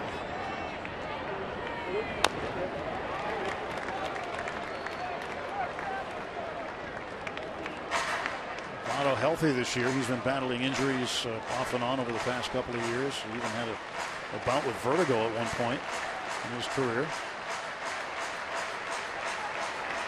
Healthy and back at it. And having himself another really good season with the Reds. Brandon Phillips waiting to come up. 2-2 pitch.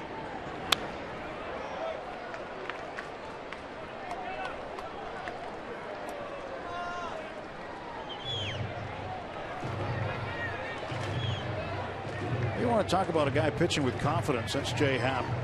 After his first outing against the Mets, it was kind of shaky. Then after that, really settled down well. And once he started to put some things together here in Pittsburgh, told me that not only trusts his stuff, but pitches with a lot of confidence. He feels that he's going to get everybody out. Well, that makes two of us, because I feel like he's going to get everybody out. Just painting with that fastball. Everything right where he wants to throw it.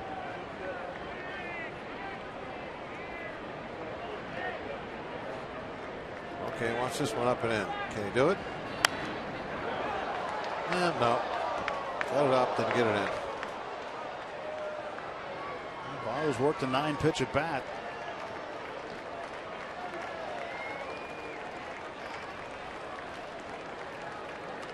Cervelli is thinking about what should they do next.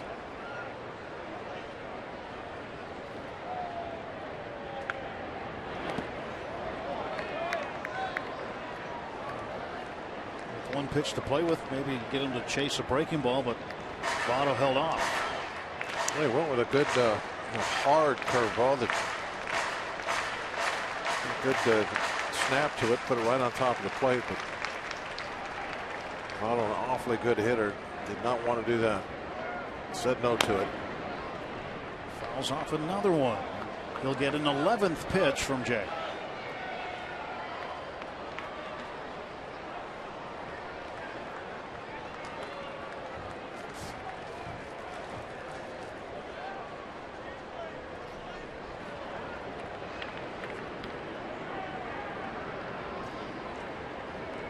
Got the sign from Cervelli.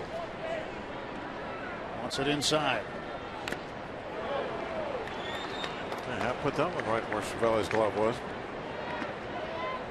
Look at him. Votto's so tough. Cervelli laughing back there. When's he going to miss one? He's probably thinking. Pitch number 12 of this at bat.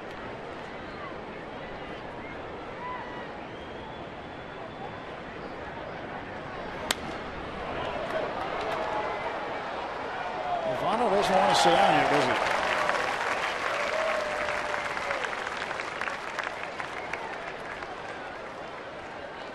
Cincinnati has played the Pirates very tough this year, and continuing on the very last day of the season. They are well out of it. One of the worst records in baseball. They've had one of the worst records in the second half in Reds franchise history.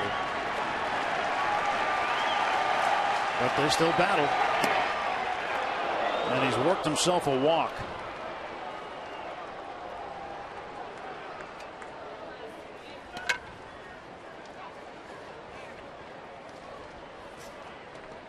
Now Clint Hurdle will go to the phone. Now this pitch actually is top of the strike zone. Now Votto got a call there. That was a good pitch by Happ.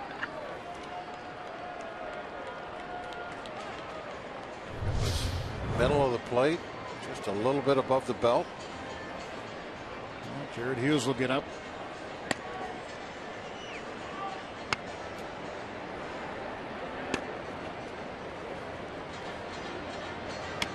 "92 pitches for Jay Happ, many of them to Joey Votto today." So they're buying some time for Jared Hughes to get some warm-up pitches in. I think he only had about 60-something before that last at bat. Yeah. I think so. Votto caught a break there. He has now reached base 318 times via hit, walk, or being hit by a pitch. He leads the major leagues.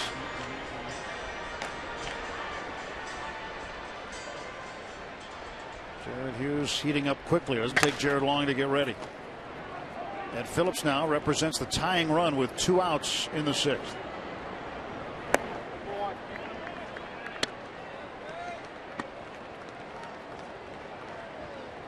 Phillips hit a comebacker in the 2nd inning and then fly to center in the 4th. 0 for 2 for the Reds second baseman. Strike call.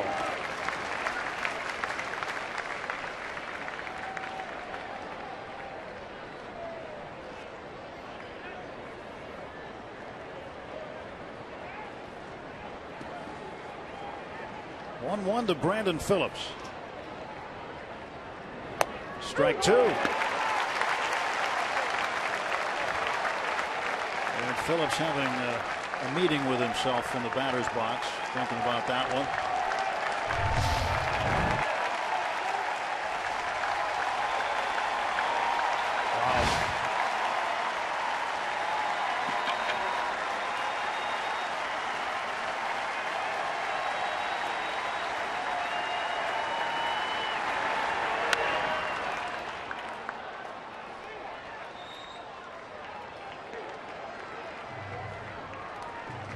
Phillips quieting the crowd temporarily with a foul ball.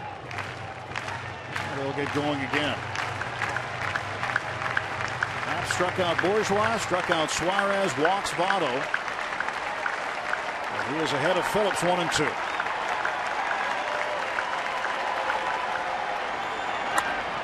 That's down the line, a fair ball. It's going to kick out to Marte. Votto will head to third, throw to second, and Phillips is out at second. Another assist by Marte. He is the man out there in left field. He is the National League leader in outfield assists now with 16. Walker gets the tag down on Brandon Phillips.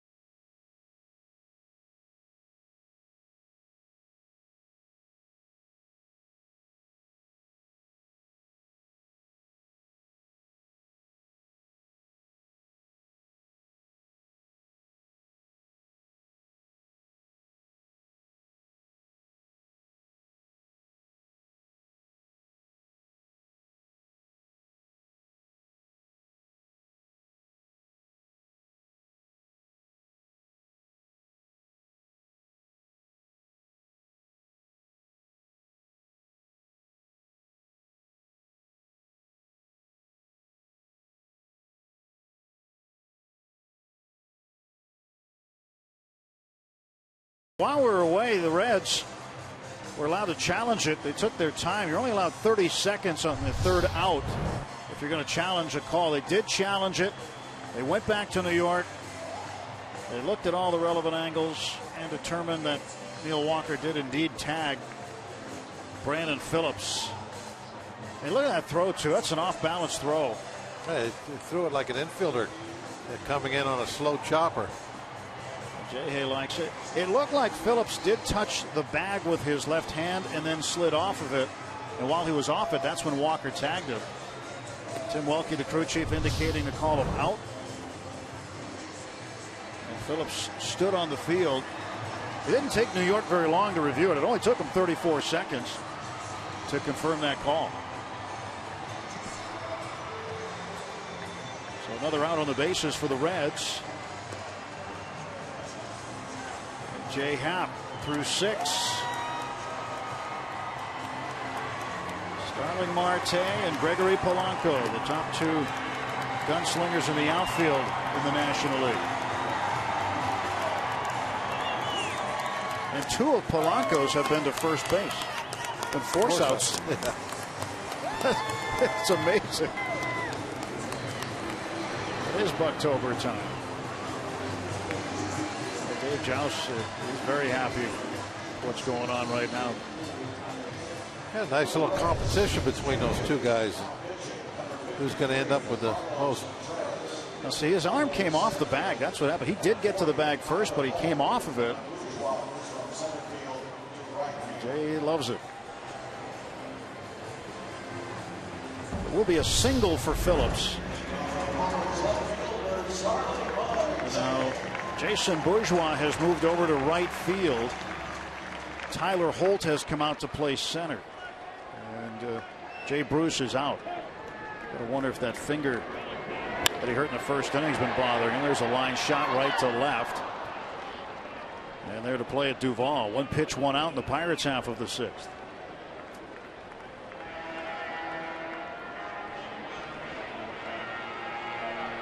Carlos Contreras making his 22nd appearance. 18 strikeouts and 20 walks.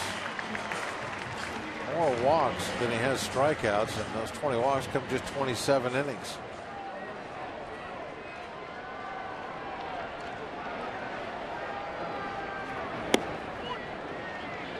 Pedro Alvarez hit one 479 feet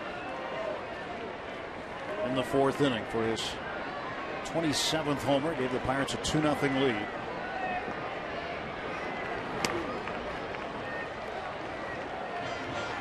See the Cubs still leading Milwaukee 3-1 in the 7th. If the Cubs hang on and win, it'll be their 8th straight win. Finish up the season with 8 straight. Speed pitch a little high. Brewers trying to find a way to come back. And again, the games of note in the American League West. Texas 3, the Angels 2. They're in the 7th.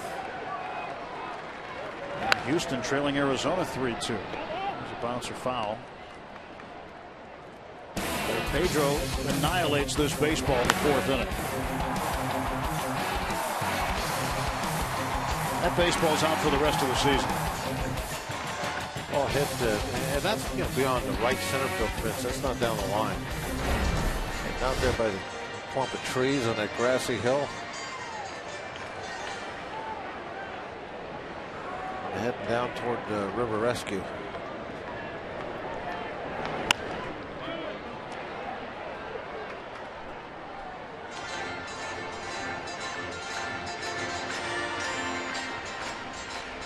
Joakim Soria warming up. Soria pitched the 7th inning. Jay Happ gave the Pirates 6 real good innings. Pedro foul tip into the glove of Pena for strike 3, 2 down.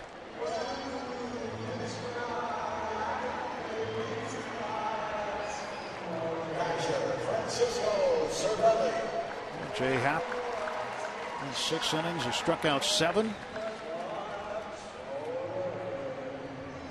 Only gave up 3 hits. And 2 of them in a row in the 2nd inning. They amounted to nothing when Todd Frazier decided to try to steal 3rd with 2 men out. He was gunned down by the man at the plate, Cervelli. Francisco 0 for 2.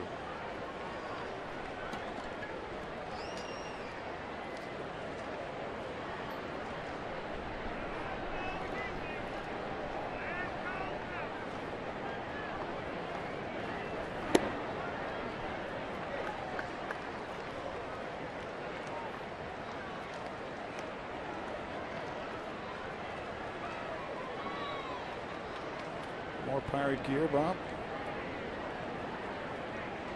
A lot of days here are like dressed like a pirate day. But can you imagine if everybody did it? Yeah, you could. At least half the ballpark, say 20,000 in here. Dressed like pirates. Very cool. Well, that would include you too, right? I'd put a hat on or something. Eye patch. Eye patch. Yeah.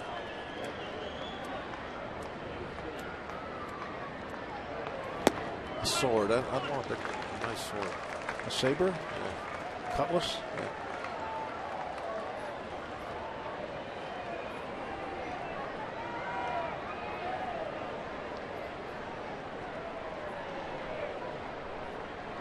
3-1 to Francisco Cervelli. 2 down, bases empty. Contreras pitch.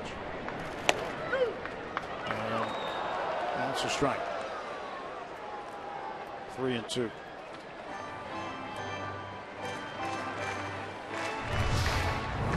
Really not happy at all. He ended up taking a walk outside of the batter's box. It's a no-no. Take a pitch. And he bangs one down the left field corner. He didn't want to walk. He wanted a double. Cervelli with a 2-out stand-up double. 17th two-bagger for him.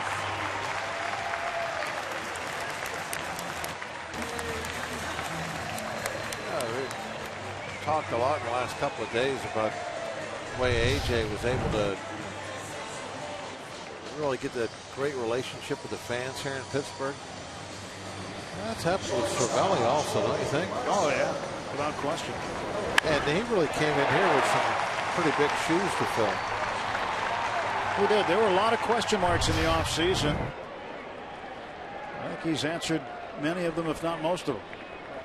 50th career double. And Mercer would love to get a base hit and get Cervelli home, add another run here. Chris Stewart's done a fine job also behind the plate.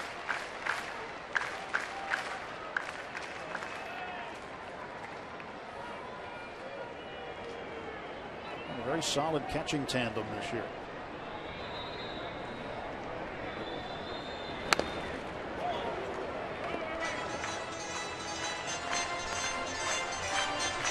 Jordy behind 0-2. Mercer with a base hit in the 4th. In the 2nd, he flied out to center field, hitting .242. Travis Snyder has a bat. He'll hit for the pitcher.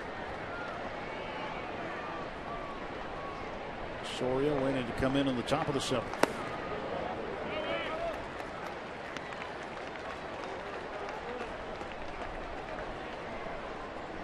Jordy with runners on base this season, hitting .276. Somewhere behind that sign is his #1 fan.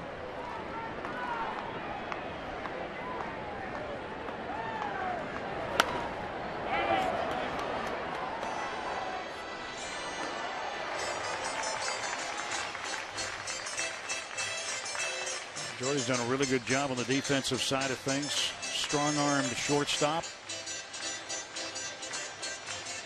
Picked it up offensively.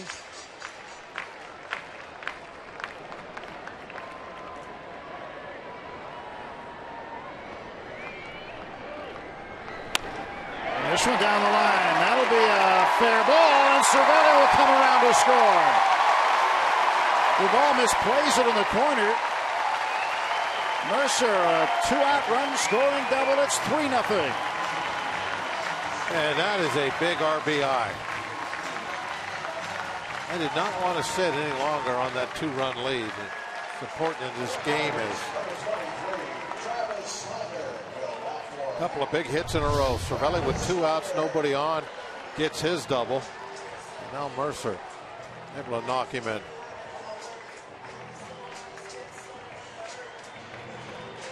Duvall was going to try and make some kind of throw into second base, but I don't think it mattered much.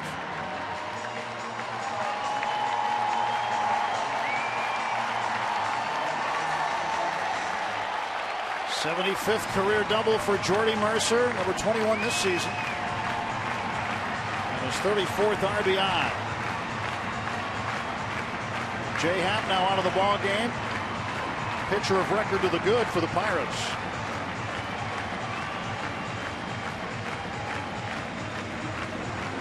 Pirates trying to earn their spot for a home game Wednesday night against the Cubs in the wild card game.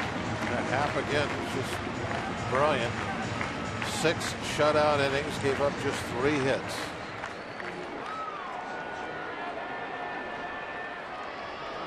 ERA's got to be well into the 1s now, doesn't it? It's the magic screen sign.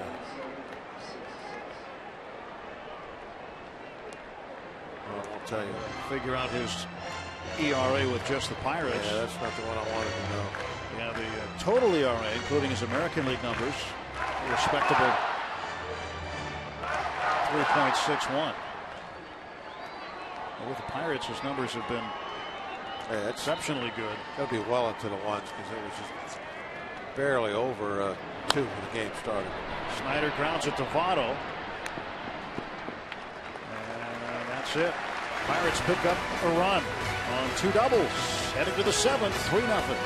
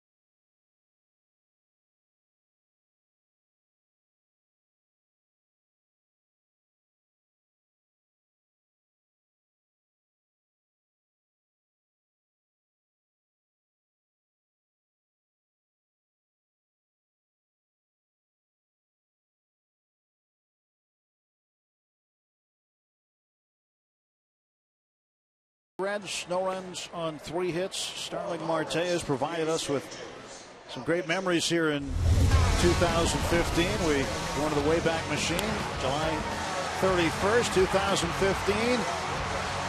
Makes the final 2 outs of the game. Throws out Brandon Phillips here.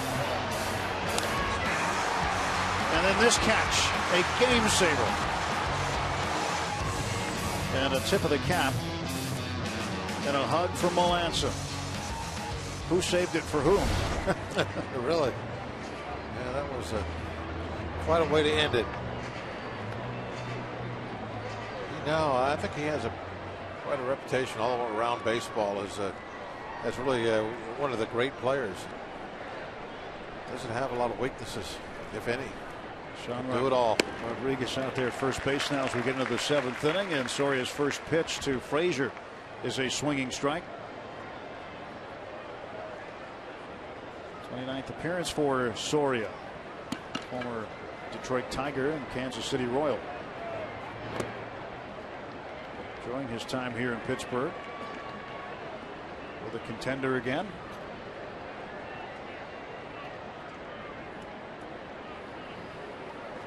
Frazier had a base hit in the 2nd inning, was caught stealing, trying to swipe 3rd. That ended the inning. Then he walked in the 4th. And he's got himself another hit.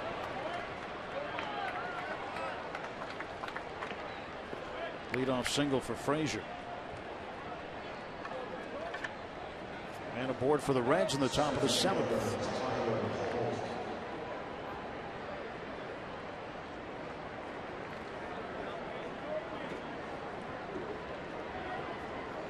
Tyler Holt, the batter.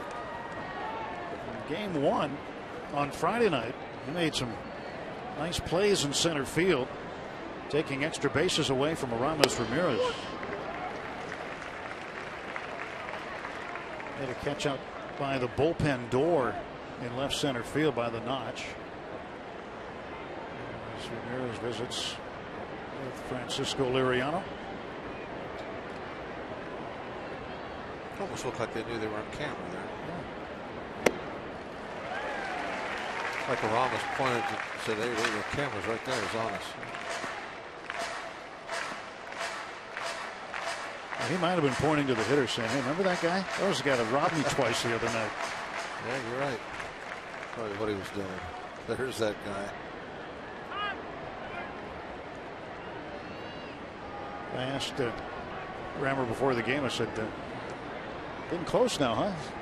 Game 162 your last season? I said, what are you thinking? And Holt goes down on strikes.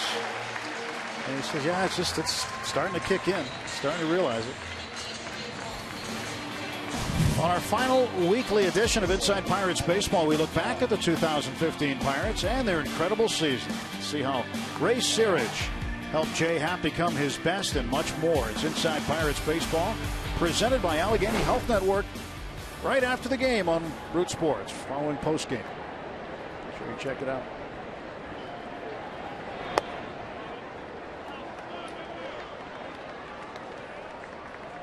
Sawyer delivers ball one to the left fielder, Duvall.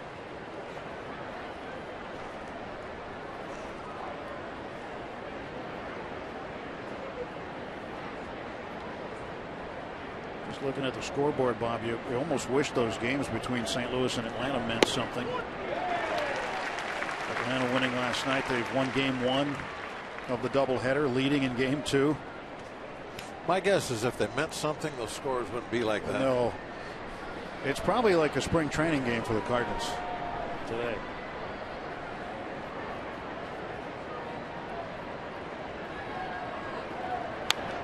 One, two. Dodgers, by the way, have clinched home field in the division series against the Mets with a win last night, and the Nationals sweeping the Mets. Sam LeCure warming up for Cincinnati. Max Scherzer no-hitting the Mets in game two last night. 17 strikeouts for Scherzer.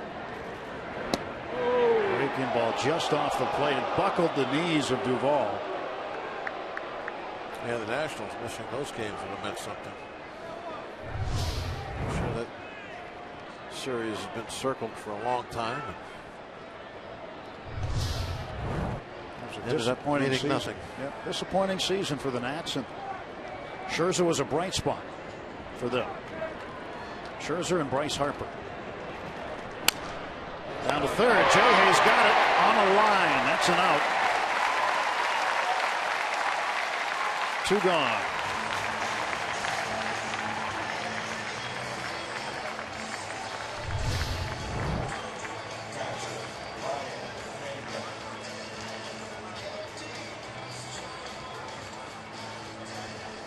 In football, they'd say he plays at a low pad level. Yep. Nice play. You know, thinking about what we're talking about there with the Nats, I gotta believe some of the other players are kind of like looking at themselves a little bit, thinking we had the best player in the game and what could be the best pitcher in the game. He threw 2 no-hitters for us. And we still can't make the playoffs. I mean, what are the rest of us doing? Well, the no-hitter he threw against the Pirates, all the people around the Nationals said the game he pitched before that against the Brewers, which was a one-hitter, they said he was better in that game than he was in his near-perfect game against the Pirates.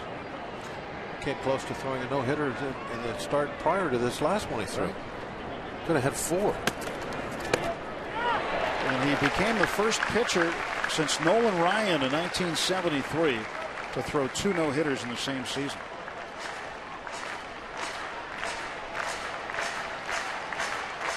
Brian Pena with an 0-2 count. Soria's got Frazier at first and 2 men out.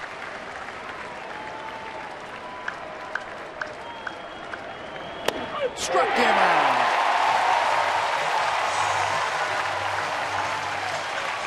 Soria strikes out Brian Pena. No runs, 1 hit, 1 left. It is stretch time, middle of the 7th inning. Game number 162 of the regular season. Pirates with a 3-0 lead, and we'll keep it here for the singing of God Bless America. Ladies and gentlemen, we invite you now to stand as we offer support to our troops here and abroad. Today, the Pirates and Sport Clips are proud to salute Staff Sergeant E6 Bruce Jackson of the United States Army. Sergeant Jackson served our country from 1998 to 2008 and was deployed to Iraq 3 separate times, where he dealt with ambushes, small arms and mortar attacks, and IEDs. He currently works at the VA in Aspinwall and is a devoted husband and father. We are thrilled to have Sergeant Jackson here with us today.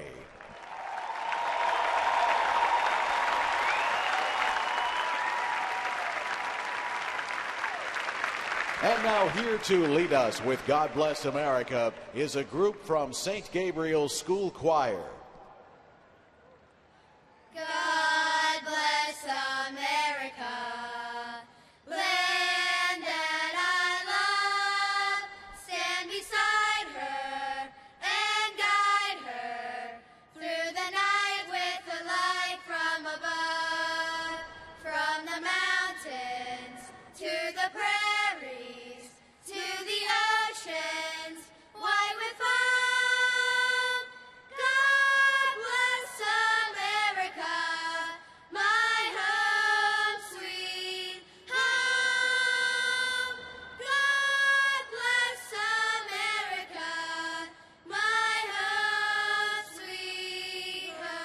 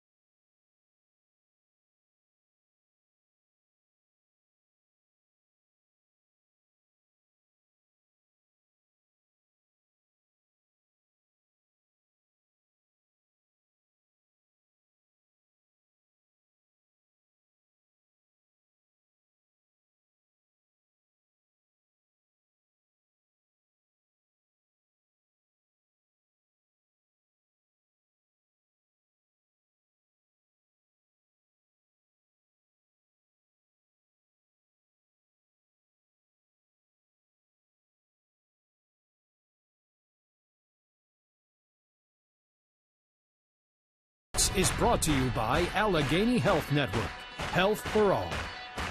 By Kenny Ross, Just Ask a Neighbor.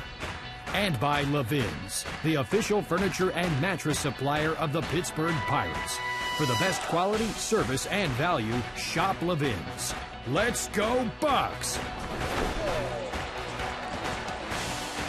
Taking photos on the Allegheny. Beautiful day for it. Steve Blass using the magic shillelagh that ended up in the net. That's what that shillelagh is for. Yeah, it looked like quite clear the net a couple of times. Look at this guy. He's got his cutlass. He is dressed for it, isn't he? Yeah, I'd give him all kinds of candy if he came to the door. Top of the order up against Sam LeCure. New Reds pitcher delivers a strike to Gregory Polanco. Bucks up 3-0.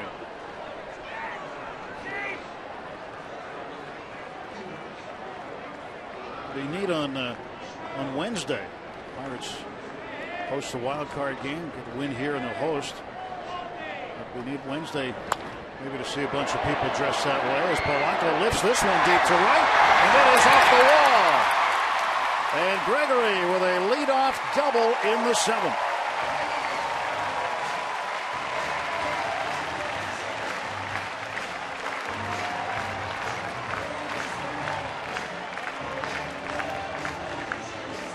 Seven-game hitting streak for Polanco.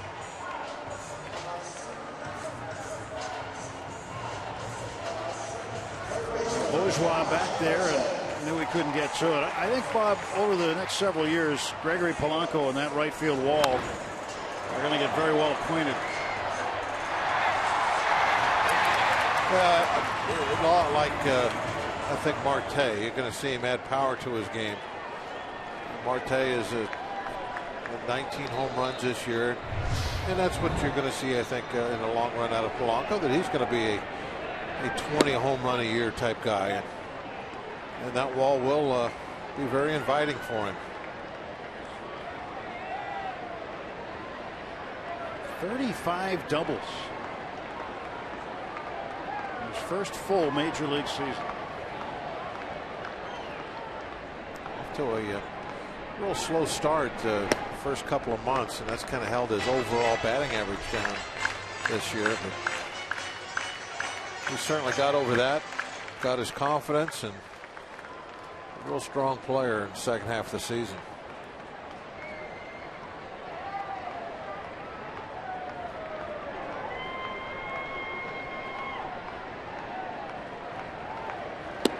He takes another pitch outside, 2-1.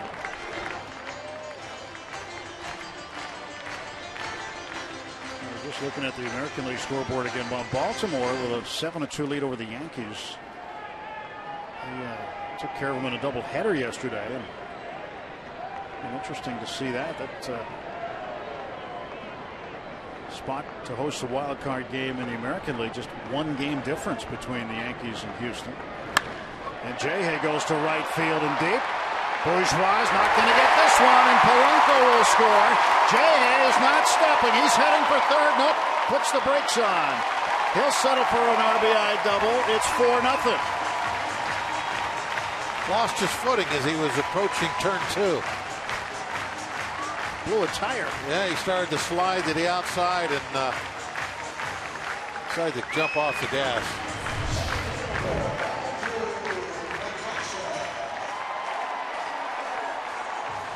He wanted 3.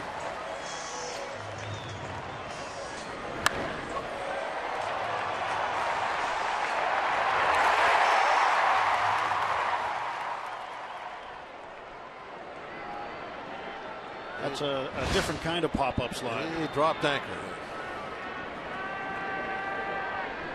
Now McCutchen looking for his first hit. He's 0 for 3 today with a pair of strikeouts, and he's got a buck on the pond at second base. Pair of doubles today for Josh. 3 hits. 3 for 4. Good afternoon for Harrison.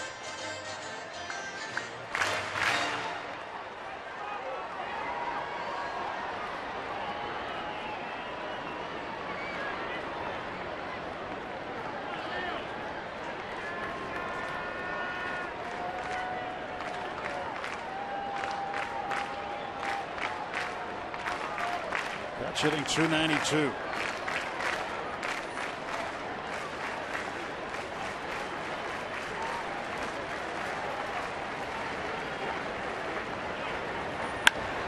And that is snared by Suarez.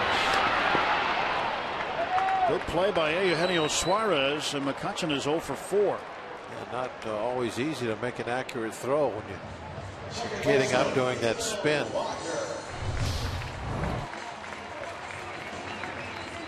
After he was able to glove it, he does do the spin. Got his sights on Votto and a nice throw.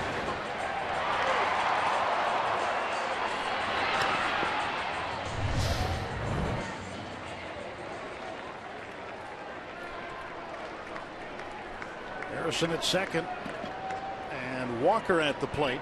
Neal is 2 for 3 with an RBI. Plated Harrison with a base hit in the first inning. The Pirates on the board 1-0 at that point.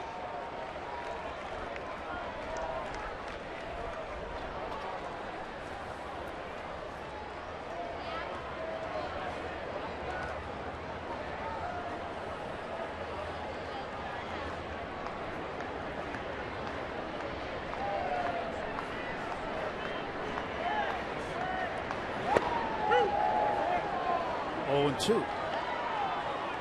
I think Walker liked the first one, but it's still 0-2. Actually not happy with what's gone on at the plate today for him.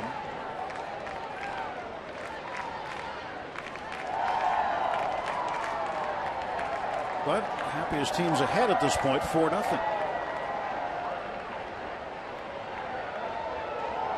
Definitely looking like home sweet home, isn't it? Looks that way. That fourth run, always very important to get. And hopefully we'll see the Renegades and lots of Jolly Rogers on Wednesday night. Tony Watson will pitch the 8th.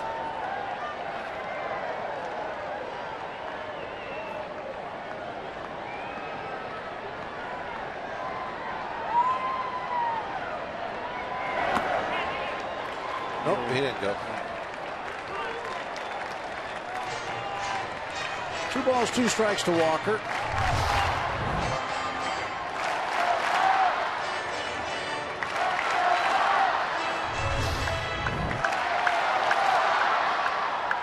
Sam LeCure, who for a couple of seasons was a regular in the Reds bullpen, this year did the bulk of his work in AAA. Lost a little bit off the heater.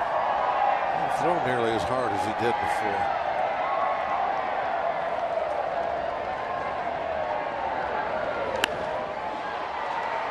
Popped up to shallow center. Coming on, Tyler Holt. He makes the catch, and there are now 2 men out for the Pirates. Our Nissan road ahead. Regular season ends today, Wednesday night. Jake Arrieta, Garrett Cole. That's the pitching matchup. 22-6 for Arrieta. Since the beginning of August, he is 11-0. Garrett Cole, 19-8. These 2 guys, these 2 aces, will go at it in a 1-game playoff to see who advances to the division series. And Bob, an anomaly this year, but it is just crazy to think that the 3 best records in Major League Baseball are all in the same division. Yep, and everybody's all bunched up. Only 2 are going to advance past Wednesday. St. Louis looks like going to end with 100 wins. We'll end up with 98. Chicago most likely will end up with 97. Pretty fine year for 3 teams that all play each other all the time. Really, I mean, for that to happen, you really have to beat up the other divisions. And that certainly is the case with the Pirates. Pirates did. Our record in the Central is not all that great.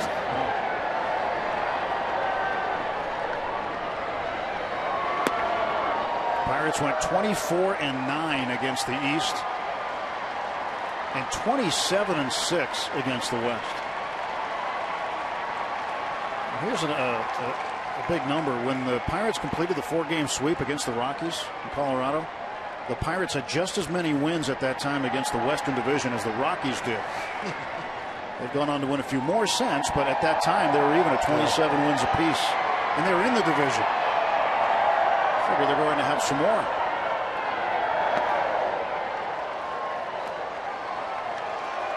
Colorado now with 31 wins against the West, and they've finished up their season against Western Division teams.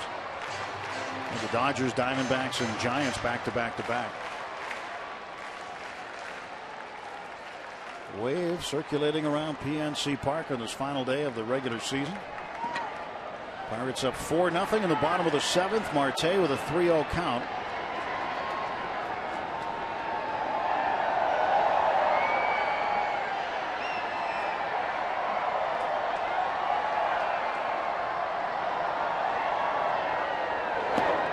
And ball 4.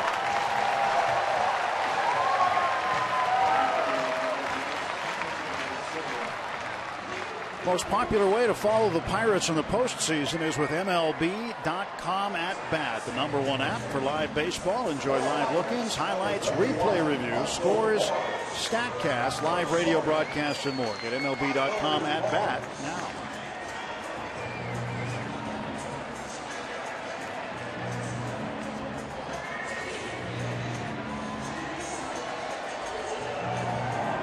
Michael Morris will pinch hit.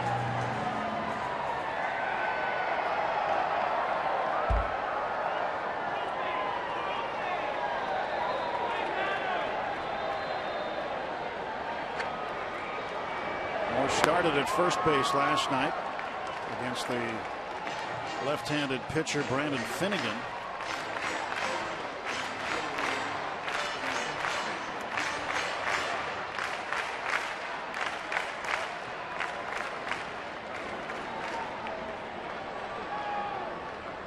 Morse hitting for Pedro Alvarez.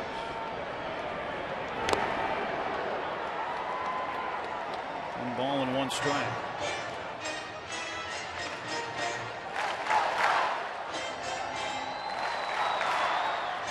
We'll see if there's an at-bat for Ramos left today or not. We don't know. But we know they'll be there Wednesday.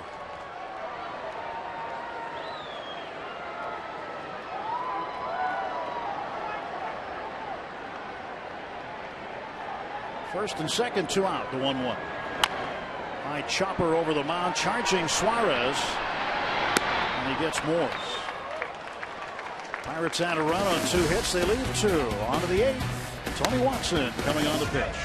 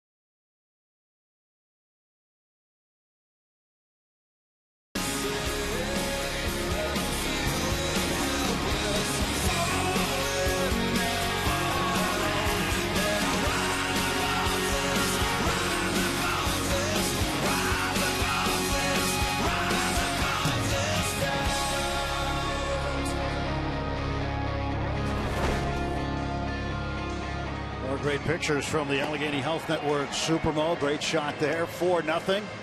Pirates out hitting the Reds 12-4 in this final day of the regular season. How about these numbers, Bob? 35,362 today.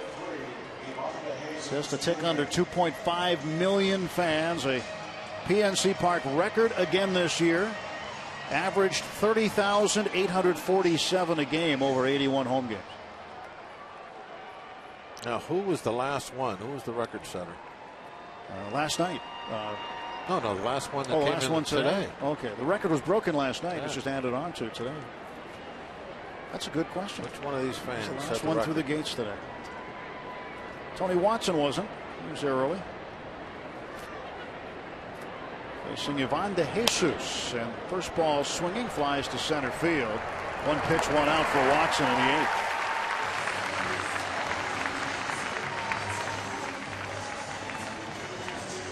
Good quick start.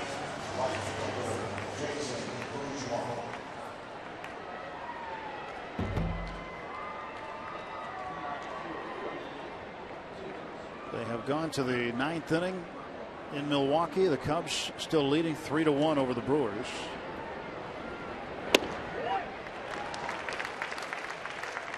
And as long as this score stays where it is, the Pirates do not relinquish the lead, and what the Cubs do today doesn't really matter. There's 1. 0-2. No more looking at the scoreboard. Out of town scoreboard.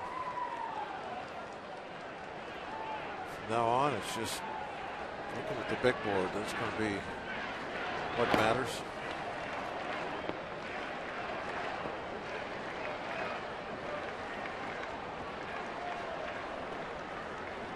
The atmosphere on the North Shore for the last 2 postseason games the Pirates hosted here, last 2 wild card games, especially the one in 2013. It's been so long since postseason baseball was played here in Pittsburgh. An atmosphere like none other. I bought a ticket for Wednesday and I plan on using it.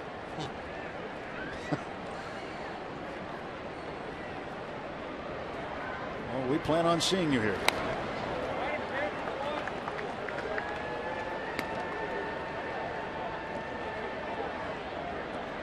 It'll be quite an event. You know, the crowds are spectacular here during the season. Another good one here today. Really, really good crowd. And the way that they respond. But they take it over a notch or up a notch or two during the postseason. It's incredible atmosphere. Bourgeois bangs a single up the middle. 1 on and 1 out for Cincinnati. Our 2015 season of McDonald's High School football kicks off from Munhall as the Steel Valley Ironmen host the South Fayette Lions. Catch all of the action live this Friday, 7:30 on Root Sports.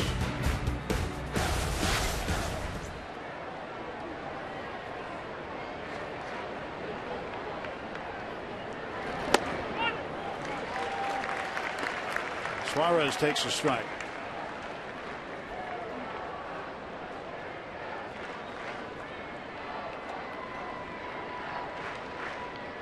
Here comes the 0-1 pitch. This one lifted in the air to left field. Going back, Marte. He's got it. That's out number 2. Bourgeois back to first. I like the way Marte really took off after that, so he could actually slow down and face the infield as he ended up making the catch. Happy Bucktober, baby. Bring on the Cubs.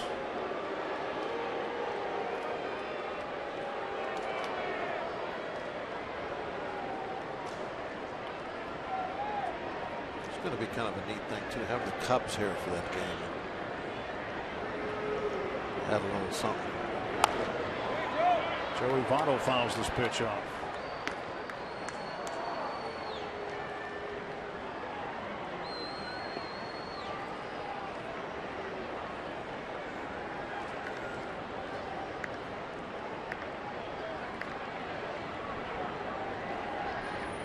Bottom of the 9th inning now in Milwaukee. 3-1 Cubs. Brewers need a couple to tie it. Cubs are just a couple outs away from winning their 8th straight, finishing up the season winning 8 straight games. That would be pretty. They're a good team. Good for any team, really. They'd love to do that. People respect in the world for what they've done this year. And Votto's got himself a base hit.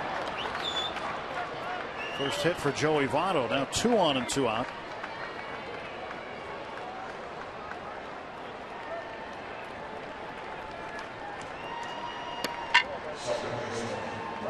Tony Watson will face Brandon Phillips. Needs an out here.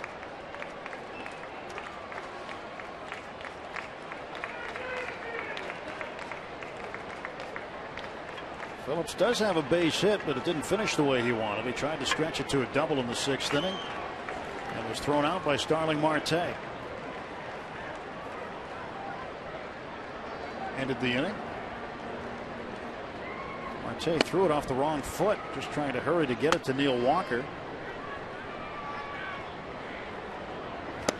And Phillips, sliding head first, did touch the bag with his left hand, it appeared, and then his hand came off the base, and that's when Walker had the tag applied while Phillips was not making contact, and he was out. Well, they've only got 6 hits this afternoon. Not a lot of opportunities, but a couple of them that they have had, they've made outs out there on the bases. We'll come back here to watch it. No runs, 2 hits, 2 left. We head to the bottom of the 8th inning. 4-0 Pirates.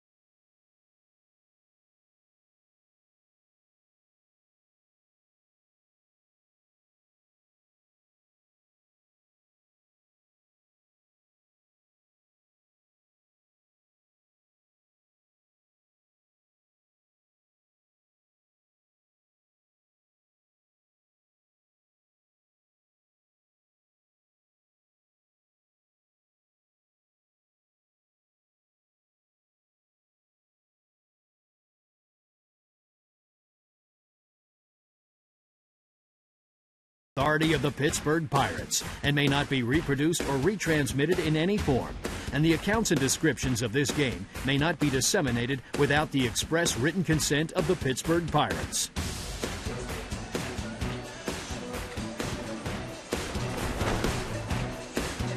Long ball walk, Tim Everett here. Robbie Innsmikowski with us as well. Pirates up 4-0. Home half of the 8th inning. Now, folks, trying to remember this day. The baseball selfie.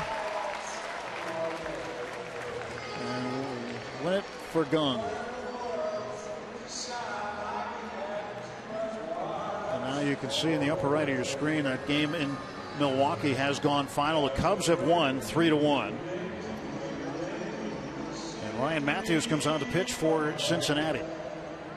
The face, I guess you could tell by the song. The song. You know who he's going to face. That's Amore. Had a double and a run scored in the 6th. He's 1 for 3 today.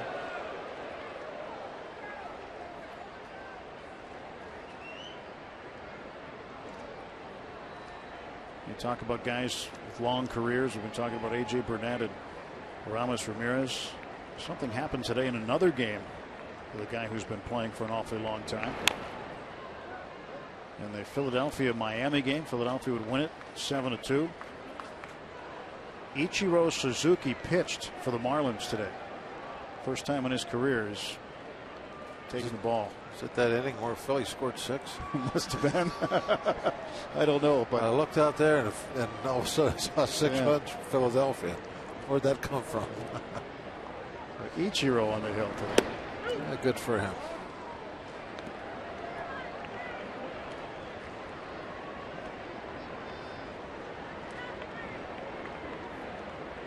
So the Cubs game final. Now the Chicago fans tuning into this one to see if the Reds will come back. Cervelli. Sit down, ball. Broken bat looper. That's a base hit. Let's check in now with Dan Potash. He's got a game break for us. Well, Tim, just like you alluded to, let's take you to Miller Park, where the Brewers are trying to keep things alive against the Cubs. But Travis Wood gets Chris Davis, his 4th save of the season. That's it. Cubs win 3-1, your final. They are now probably watching what's happening here if the Reds can, well, I'm not even going to say it. Guys, back to you. Yeah, thanks, Dan. Yeah, 8 straight for the Cubs to end the season. Mark Melancon now warming up. He'll pitch the top of the 9th. So Joe Madden's crew paying attention to what's happening here. A lot of times in a 4-run lead and leadoff hitter aboard, you wouldn't see Melanson warming up, but this was a big one. Got to put it away, especially after looking out there and seeing what the Cubs, what they've done. Mercer with 2 hits today, a single and an RBI double. This is one of those games, I think, for the Cubs. They're sitting around in the clubhouse watching to see what their plans will be.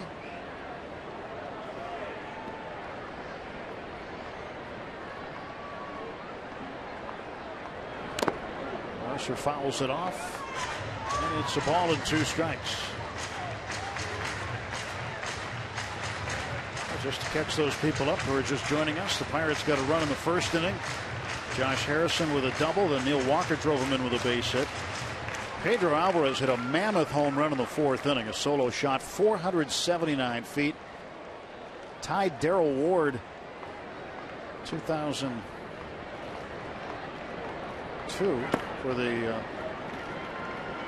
longest home run, second longest rather. Sammy Sosa has the longest home run hit here, but the second longest homer. It was 2-0 Pirates in the 4th. Bucks had back-to-back doubles. Cervelli and Mercer in the 6th to produce a run. Back-to-back doubles in the 7th. Polanco and Harrison to produce a run. Jay Happ, 6 innings, 7 strikeouts, no runs. He scattered 3 hits. Mercer into right center field. Bourgeois will make the catch. Back to first, Cervelli.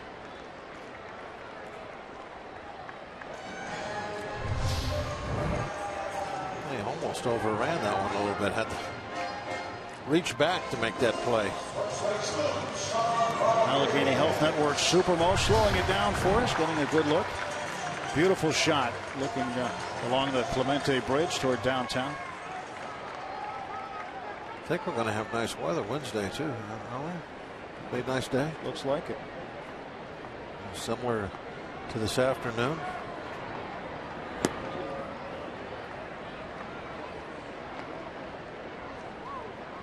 Sean Rodriguez, first plate appearance today.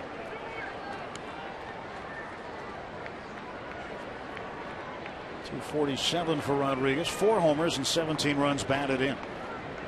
Ryan Matthews on the hill for Cincinnati. They'll throw to first, and Cervelli gets back.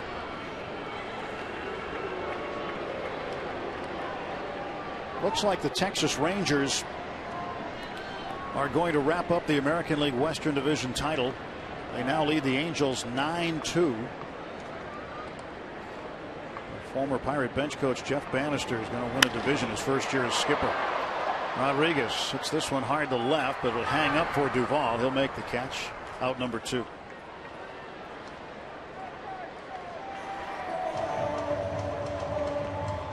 Really a great story with Banny going back to his home state.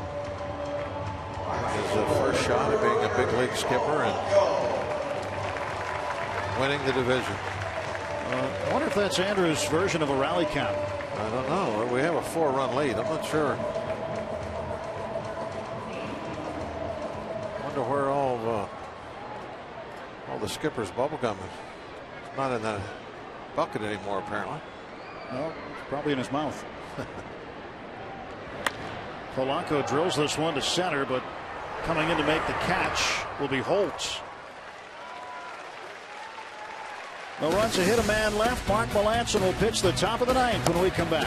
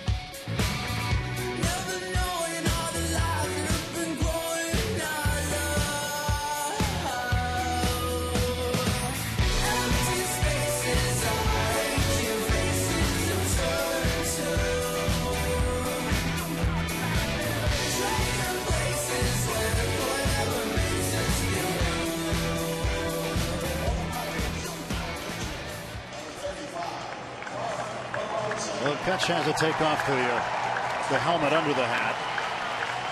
Thanks to Allegheny Health Network Super Bowl for those pictures. Honey will appear at Stage AE on October 12th. Mark Melancon getting a standing ovation, the Major League Saves leader. A career year for Melancon. Pirates are 3 outs away from hosting a wild card game Wednesday night. 3 more outs, and you can get your black jackets and black shirts, and make sure you black it out again here at PNC Park on Wednesday. Melancon will face Todd Frazier to start things off here. October once again. That'll work. Anything black on Wednesday night? Just fine. Well, you use it. Getting very close to being able to use your ticket officially. Mark's going to try to make sure you can. What a season. 51 saves. An amazing year. Out of 53 chances, converted 51 of them. He's just one of 12 pitchers in Major League history to earn 50 saves in a season. I chuckle now when I think back to the first couple weeks of the season. The whole story, everyone was, what's wrong with Mark? What's wrong with him? Yeah. He saved 51 out of 53. Delivers a strike to Frazier. Not a safe situation here, up by 4 runs, but he'll pitch like it is. He essentially is trying to save a home game for the postseason.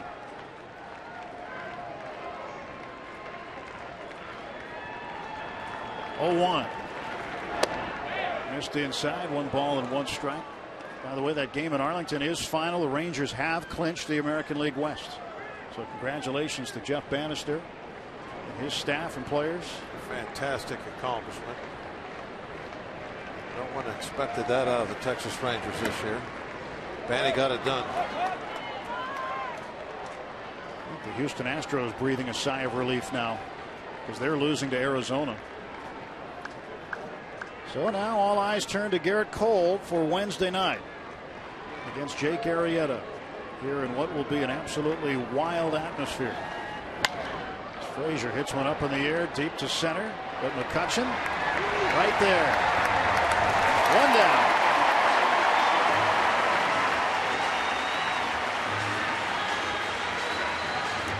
Been a pleasure again working with you this year, Bob. We'll see you in the postseason on radio. Of course, thanks to Steve and John and Greg as well, and all of the guys in the truck. Well, what a great group of people that we have the pleasure of working with, especially here at home. It's fantastic. There's nowhere we go that can hold a candle to the guys and girls that work here. Troy and Kevin on top of the batter's eye. Of course, Robbie Inchmakowski and Dan Potash worked with us on the sideline all year long. Skip Schumacher swing and a miss. Chad on the camera. Dave Nichols. Dave will be dressed right on Wednesday. You know that. Occasionally he'll wear black. To right field. Polanco's got it. 1 out to go.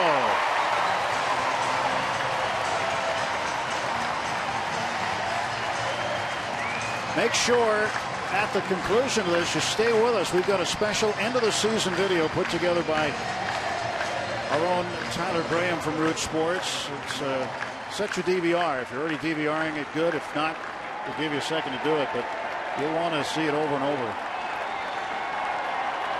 And we'll be honoring all the men and women who work on our telecasts all season long. Led by Adam Elmore, Pete Soma.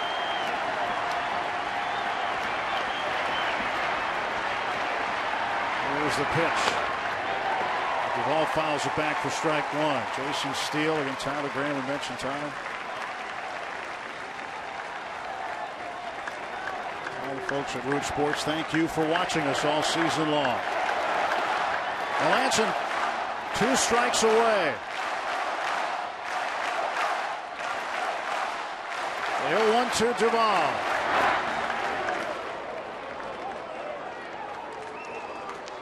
One ball, 1 strike. Pedro Alvarez with a monster home run today, his 27th of the year. He'll finish the regular season as the club leader in home runs.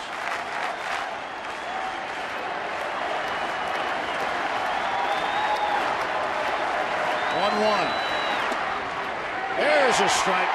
One more to get. One more for win number 98.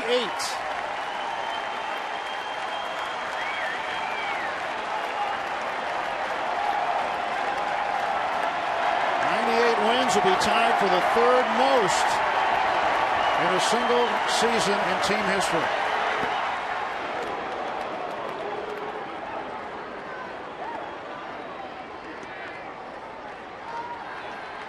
Remarkable season this year. It will continue in the wild card game Wednesday. Andrew McCutcheon hoping to lead the Bucks against the Cubs.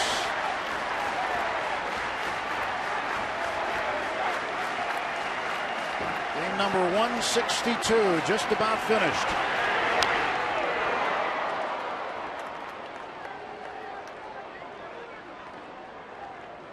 You know, it's fun. They get a couple of foul balls in situations like this, so you can hear the groan at the foul ball. But you have 35,000 people all at the same time going, oh. Now they crescendo back up again. Everybody's on their feet. 2-2 to Duvall.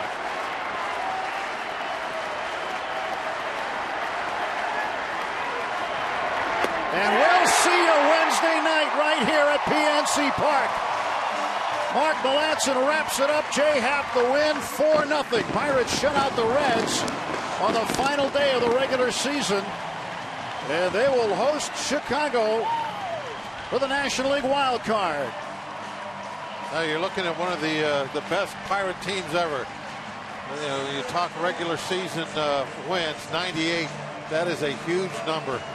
No matter what happens from now on, what an accomplishment for these guys to finish the season like this. Just absolutely outstanding group of baseball players right there. And they have work to do. And as you just said, it all starts right here on Wednesday. What a game that's going to be. 4-0 the final. Buccos 98-64 on the regular season, and now back to postseason business. Jay Happ with his 7th win with the Pirates. 6 innings today, no runs. He scattered 3 hits, struck out 7. There's so many great individual stories on this club, you know, this season. Jung Ho Dong, who's not down there right now, and we can't forget the impact that he had, you know, on this club. Absolutely huge. You know, wouldn't be in this position without him. And Jay Happ, who threw up nothing but zeros again today.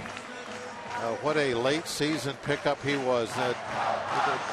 None have I ever seen better. Garrett Cole looking forward now to facing Jake Arrieta Wednesday night in the wild card game. Thank you for a great season, everybody. We really enjoyed bringing it to you here on Root Sports, as we really appreciate the men and women who help bring you these games. There's a lot of them behind the scenes, and we get to honor them now as we take a look back at 2015.